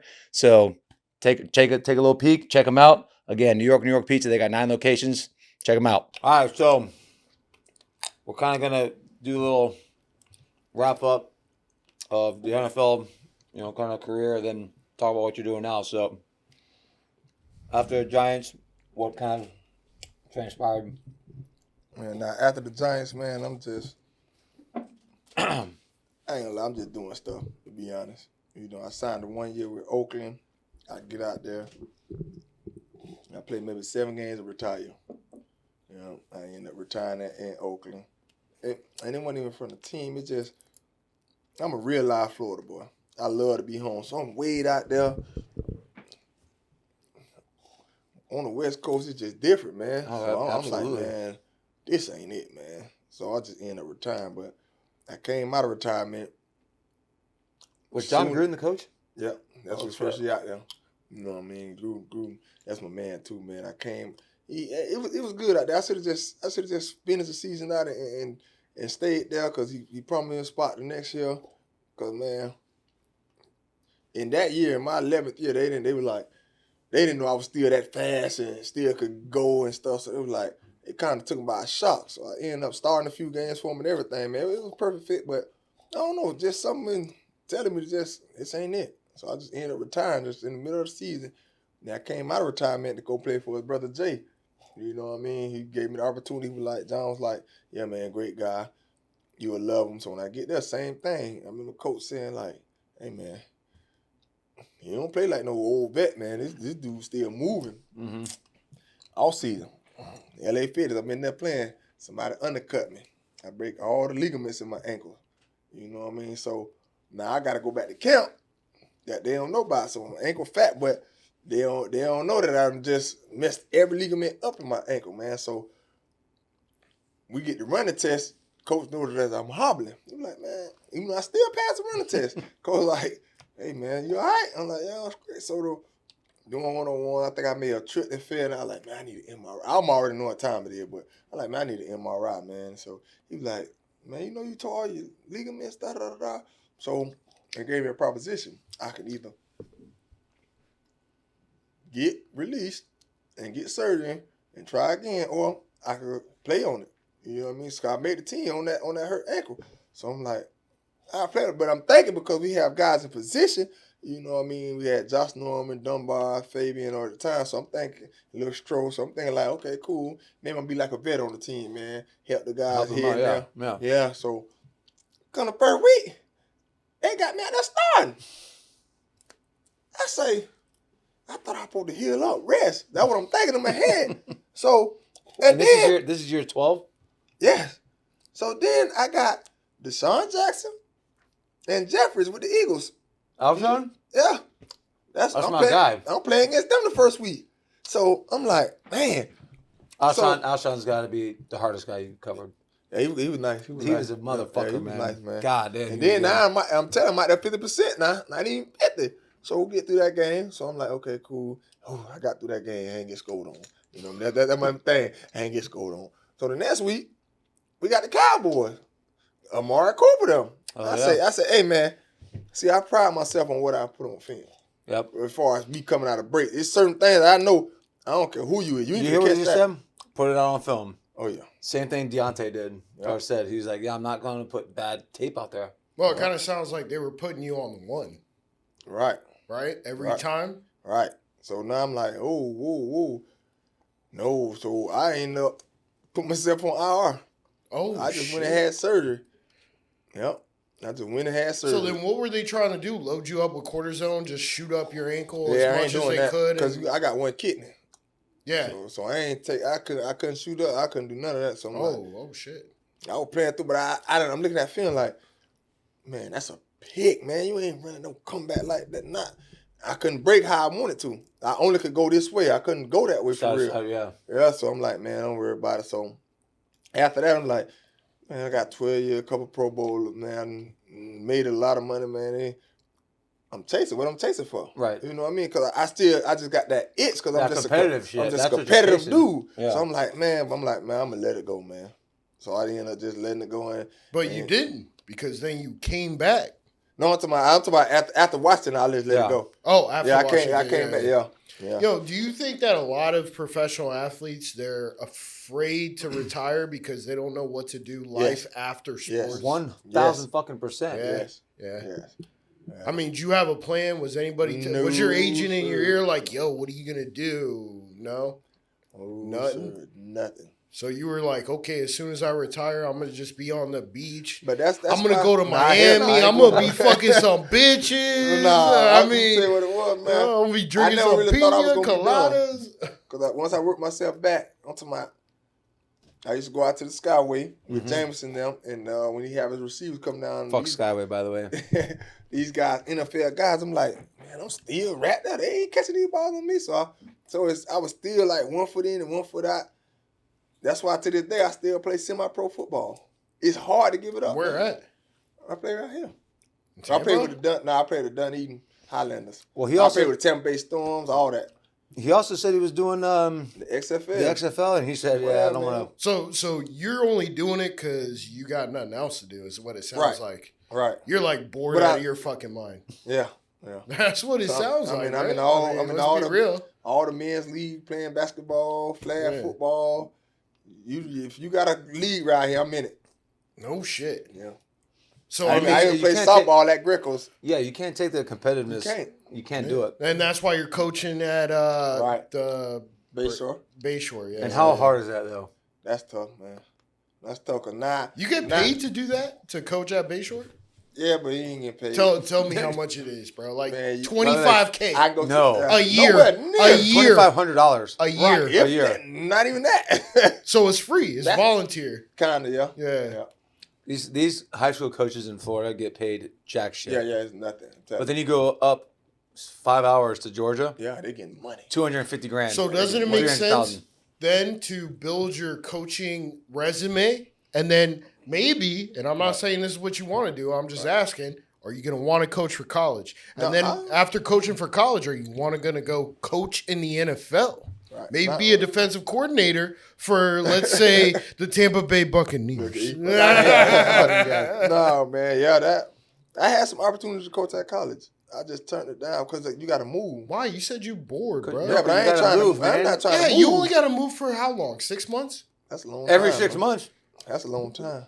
But I did when I first got out of the league. I did the coaching thing. I went back to Tennessee State, and I coached there during the COVID season. Like, so, they had the season during January through. I coached that, man, and I liked it. I could really coach, man, but I think is I got to get – are you going to take me serious? Because I don't have that where I've been a coach 10, 20 years, but I know ball, man. I know how to assess things. I know how to look at something and tell you, and I done played in enough defenses where I can tell you where every hole at. I can tell you where we need to go, what we need to make this linebacker do, how good is our discipline. But it's like when I was there, they was listening to me, but they weren't listening to me. So I just felt like I was wasting my time. Well, didn't Dion get taken seriously in Colorado? Yeah, but he a head coach. That's different. Yeah, that's a whole different no, deal. and he was also a defensive coordinator for a different school. I forget. Nah, he was a head coach. HBCU. He was a head coach at Jackson State. Jackson State. Yeah, he was the head coach. Always. Okay. Yeah. Oh, I thought he was. Yeah, you gotta listen. You gotta listen to the head coach, otherwise you're. So what you're saying is get inducted into the Hall of Fame, then get a coaching job. Right. What's the eligibility like? I think I'd rather just stay on high school though. What's the eligibility like? Like well, hold on. Why would you say that? Why would you say you'd rather stay with high school than in college? Because they're not really developed yet.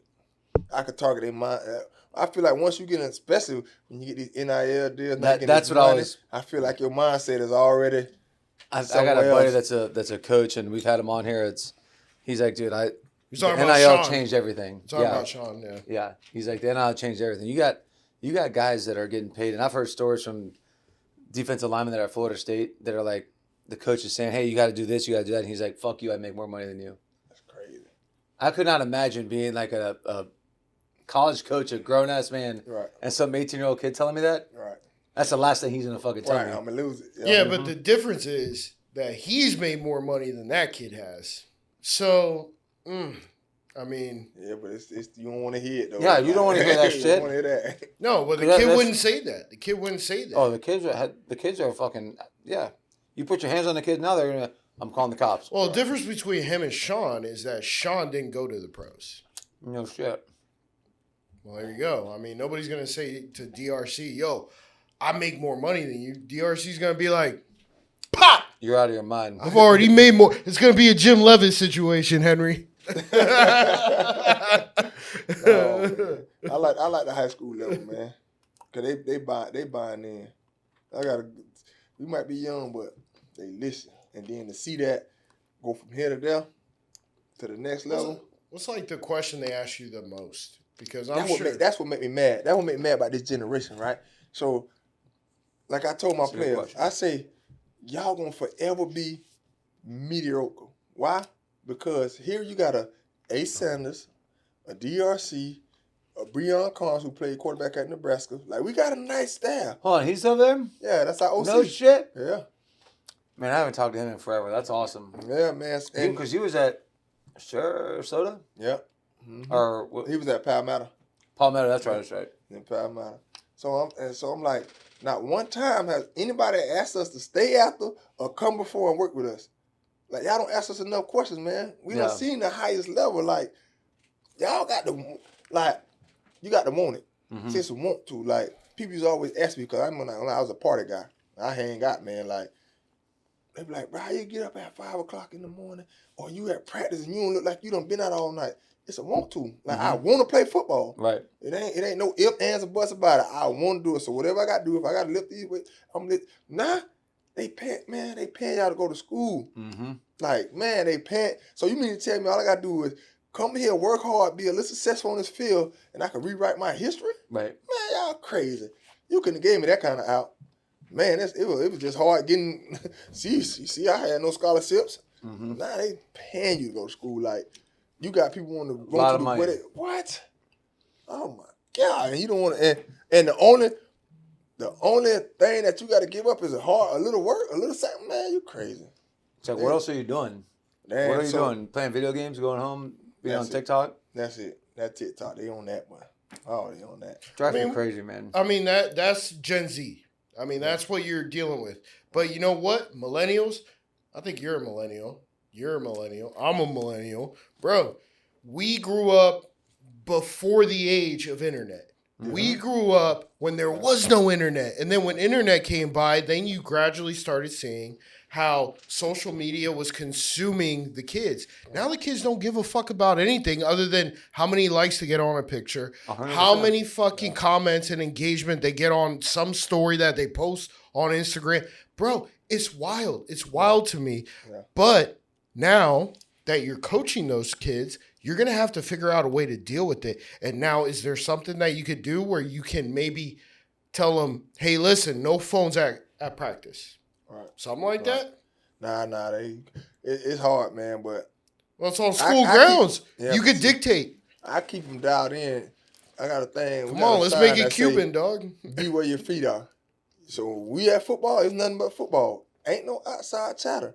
And then I try to do, like, incentives, man, to keep them in there, like try to give them, like, I got this little like a chain like this, a little MVP chain that I give to my best player at practice that day. Like, I try to make them want to work for something, man. Like, you got to give them little different things to make them want to work. What if they show up late? Oh, no, they ain't finna show up late. No. What if they do? You might go back home. You don't make them run suicides, yeah, bro? you rather go back home than show up late. No, make them run suicides. That's what I'm talking about. I'm saying the whole practice. Show up late. Rather just skip. Yeah, you rather just skip. Because you come late, I'm going to get everything out you. And they ain't going to kill. Yeah, but then if they don't show up, then you make them run suicides for the next 5 practices. See, what you got to do is you take your best player when you got to make them an example. Like, I'm telling you, Ace will tell you, I'm big on that, but you ain't playing. I can promise you, I don't care. You ain't playing. You finna sit out. And I'm gonna make you watch your team. I'm gonna run them, and while you sit there and watch them, I'm gonna run everybody else. And now they finna get on you. That's the worst thing. That's the worst feeling. Now them boys, they running because of you. Damn that. And you're not running with them. And you're not running. Dude, with that them. is evil. Excruciating. It is evil. It's evil, bro. But have you been there? I've been there. Right. I don't know if you been there. Yeah.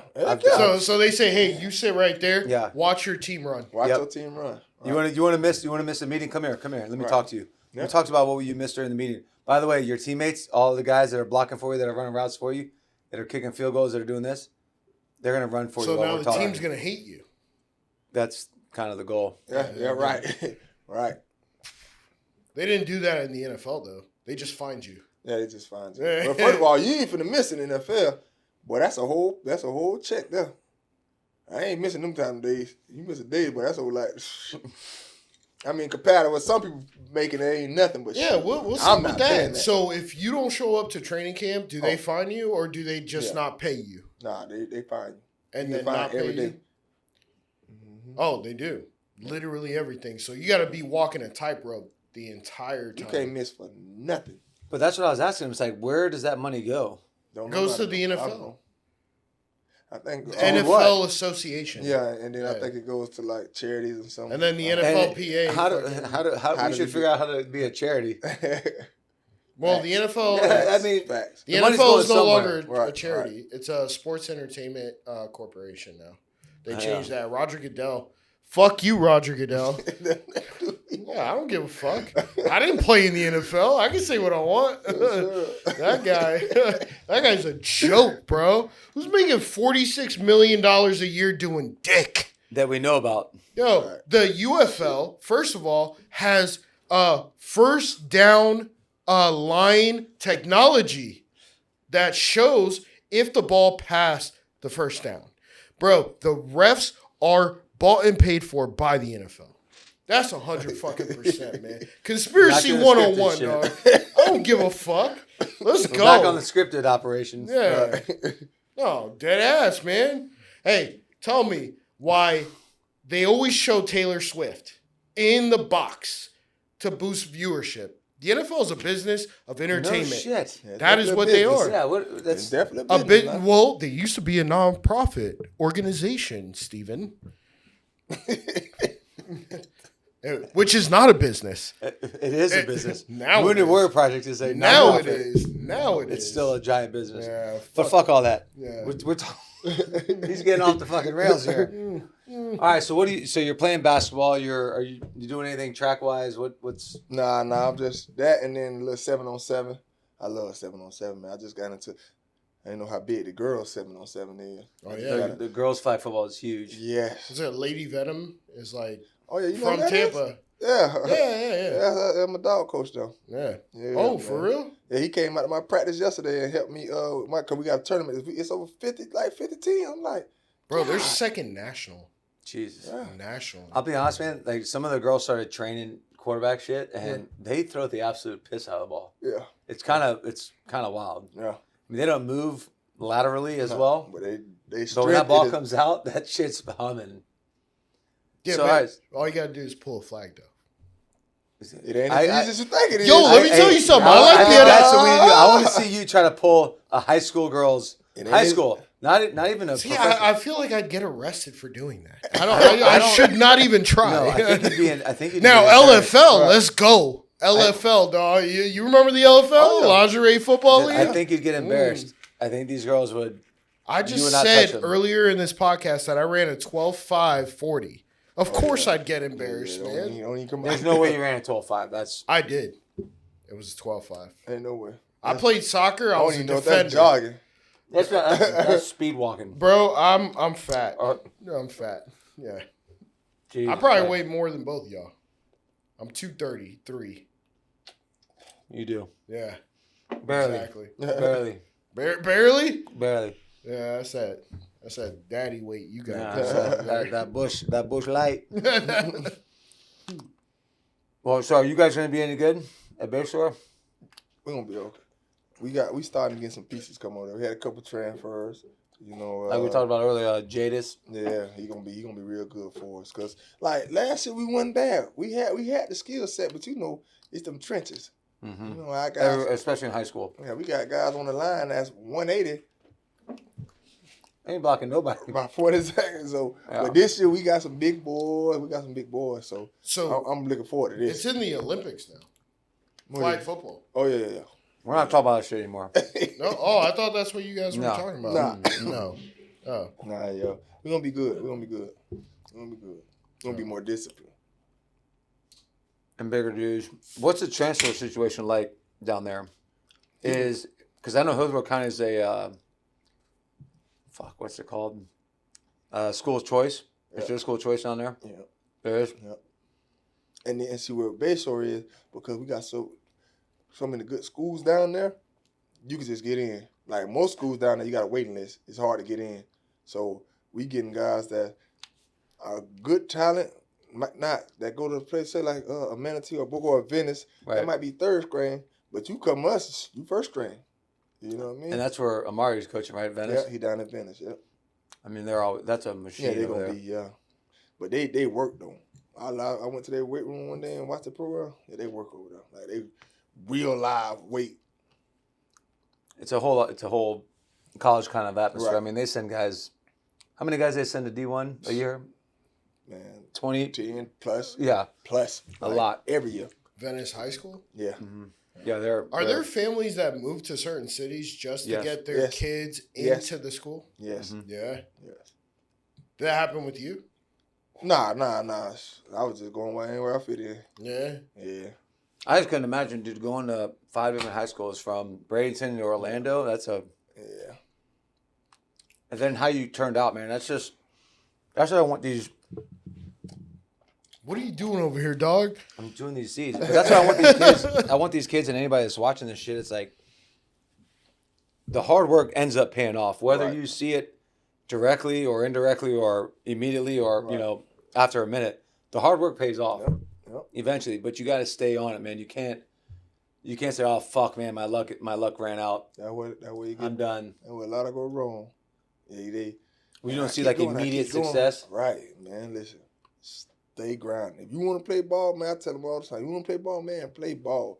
Keep grinding. But you got to work, though. Don't think that it just come from you just coming to practice. No, man, you got to put in that time, man. You got to do stuff on your own.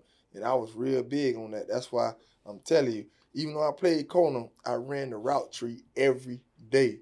So when I see that receiver coming off that ball, I know when he finna run. I can see how you leaning, or I know you can run a slant when you get high. I can see when you break it down because I done ran that tree so many times. I could just, you got to you got to really put that effort in them. But thinking it's just for the happen. See, most of these kids, I be so confused. They think it's just supposed to come like that. No, it don't work like that, man.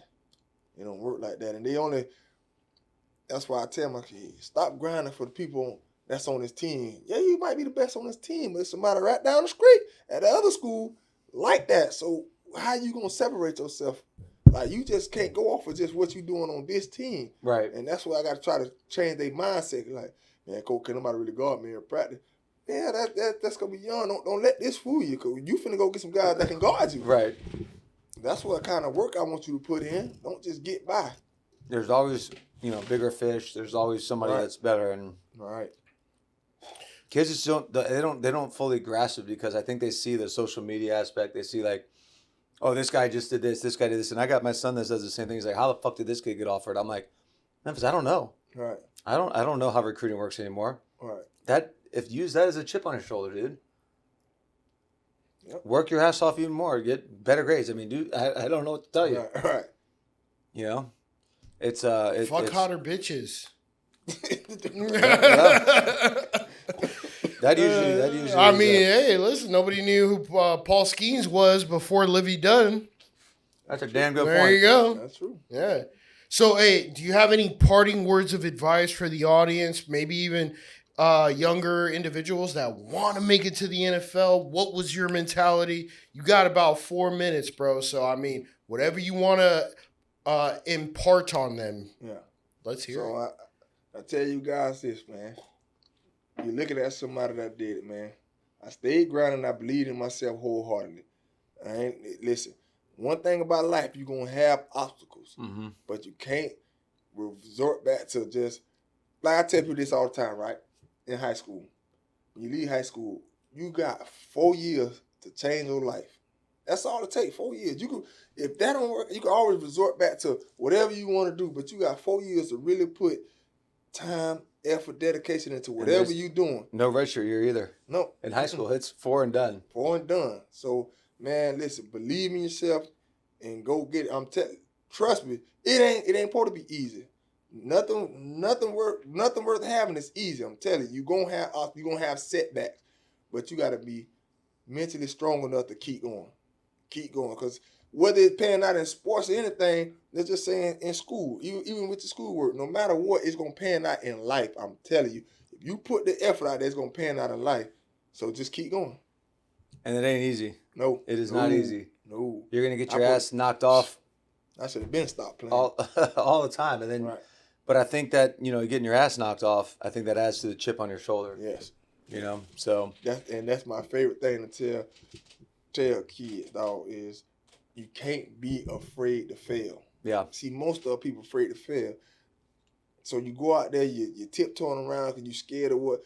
You can't embarrass me. I don't care.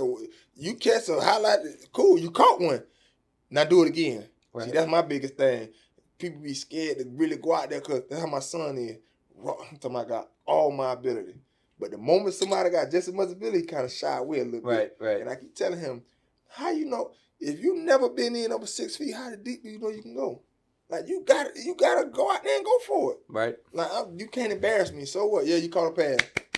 Now do it again. Mm-hmm. I promise you ain't finna keep doing it. That ain't finna happen. That's not finna happen. But you gotta take pride in that, man. So take pride in whatever you're doing. Just do it, man. I'm telling you. I think that's a big thing you just said. That's take pride. Take pride in what the hell you're doing. If you don't have any pride doing it, you're wasting your time. You're wasting everybody around you's time. Take pride in what the fuck you're doing. Yeah, catch interceptions, not STDs. Hey, man. Jesus Christ. And on that note, we will see you fucking next time. God almighty, Sean. Hey, fuck it, dog. Yeah, one life to live, man, bro. One life man, that was awesome. I appreciate you. That was a hell of a journey, hell of a story and shit, man. Sir. Don't forget, like, comment, subscribe, share, get your notifications. Thank you, Chinook, Nectar, New York, soon to be Tampa Lux. Thank you, DRC. Thank you, Henry.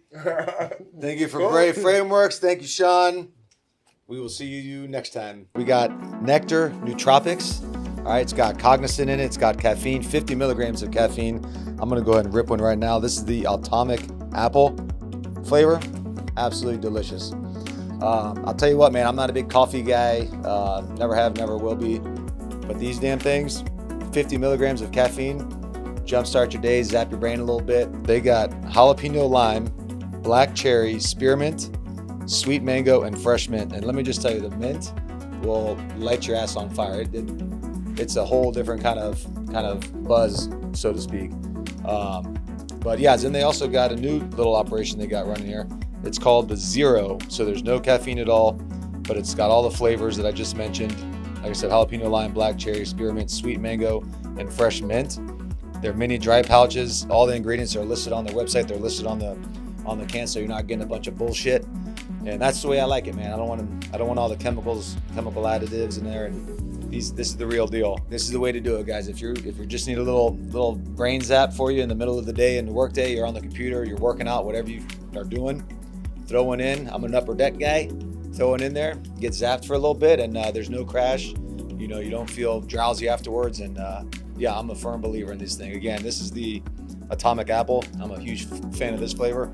I'm looking forward for them to send me the jalapeno lime. So again, folks, you can find them at nectar.energy. And when you spell nectar, it's NECTR.energy. Energy spelled, the normal way. You can also find them on Amazon. They're now on Amazon like everybody else. So you can find them on Amazon as well. Same name, same spelling, NECTR. Again, you can use my discount code Garcia5 and get a nice little discount. And like I said, get your brain zapped, get to work. We got New York Pizza. All right. They're based out of Tampa. Great family. The Mamuda family own it. I've known them for probably 10, 15 years at this point. But anyways, great family-oriented pizza. They have 9 locations. There's South Tampa and Soho area. There's Carrollwood, West Chase, Bradenton. I mean, they got 9 locations. They're expanding to a couple more. They just started doing a sourdough pizza crust. Obviously, everybody's kind of health conscious now. Sourdough is good for the gut. It's healthier for you, healthier option. I've had it. It's absolutely delicious. So again, next time you go into New York Pizza, ask for Desmond or Eddie, or I think my son's actually going to start working there. So take a little peek, check them out. Again, New York Pizza. They got 9 locations. Check them out.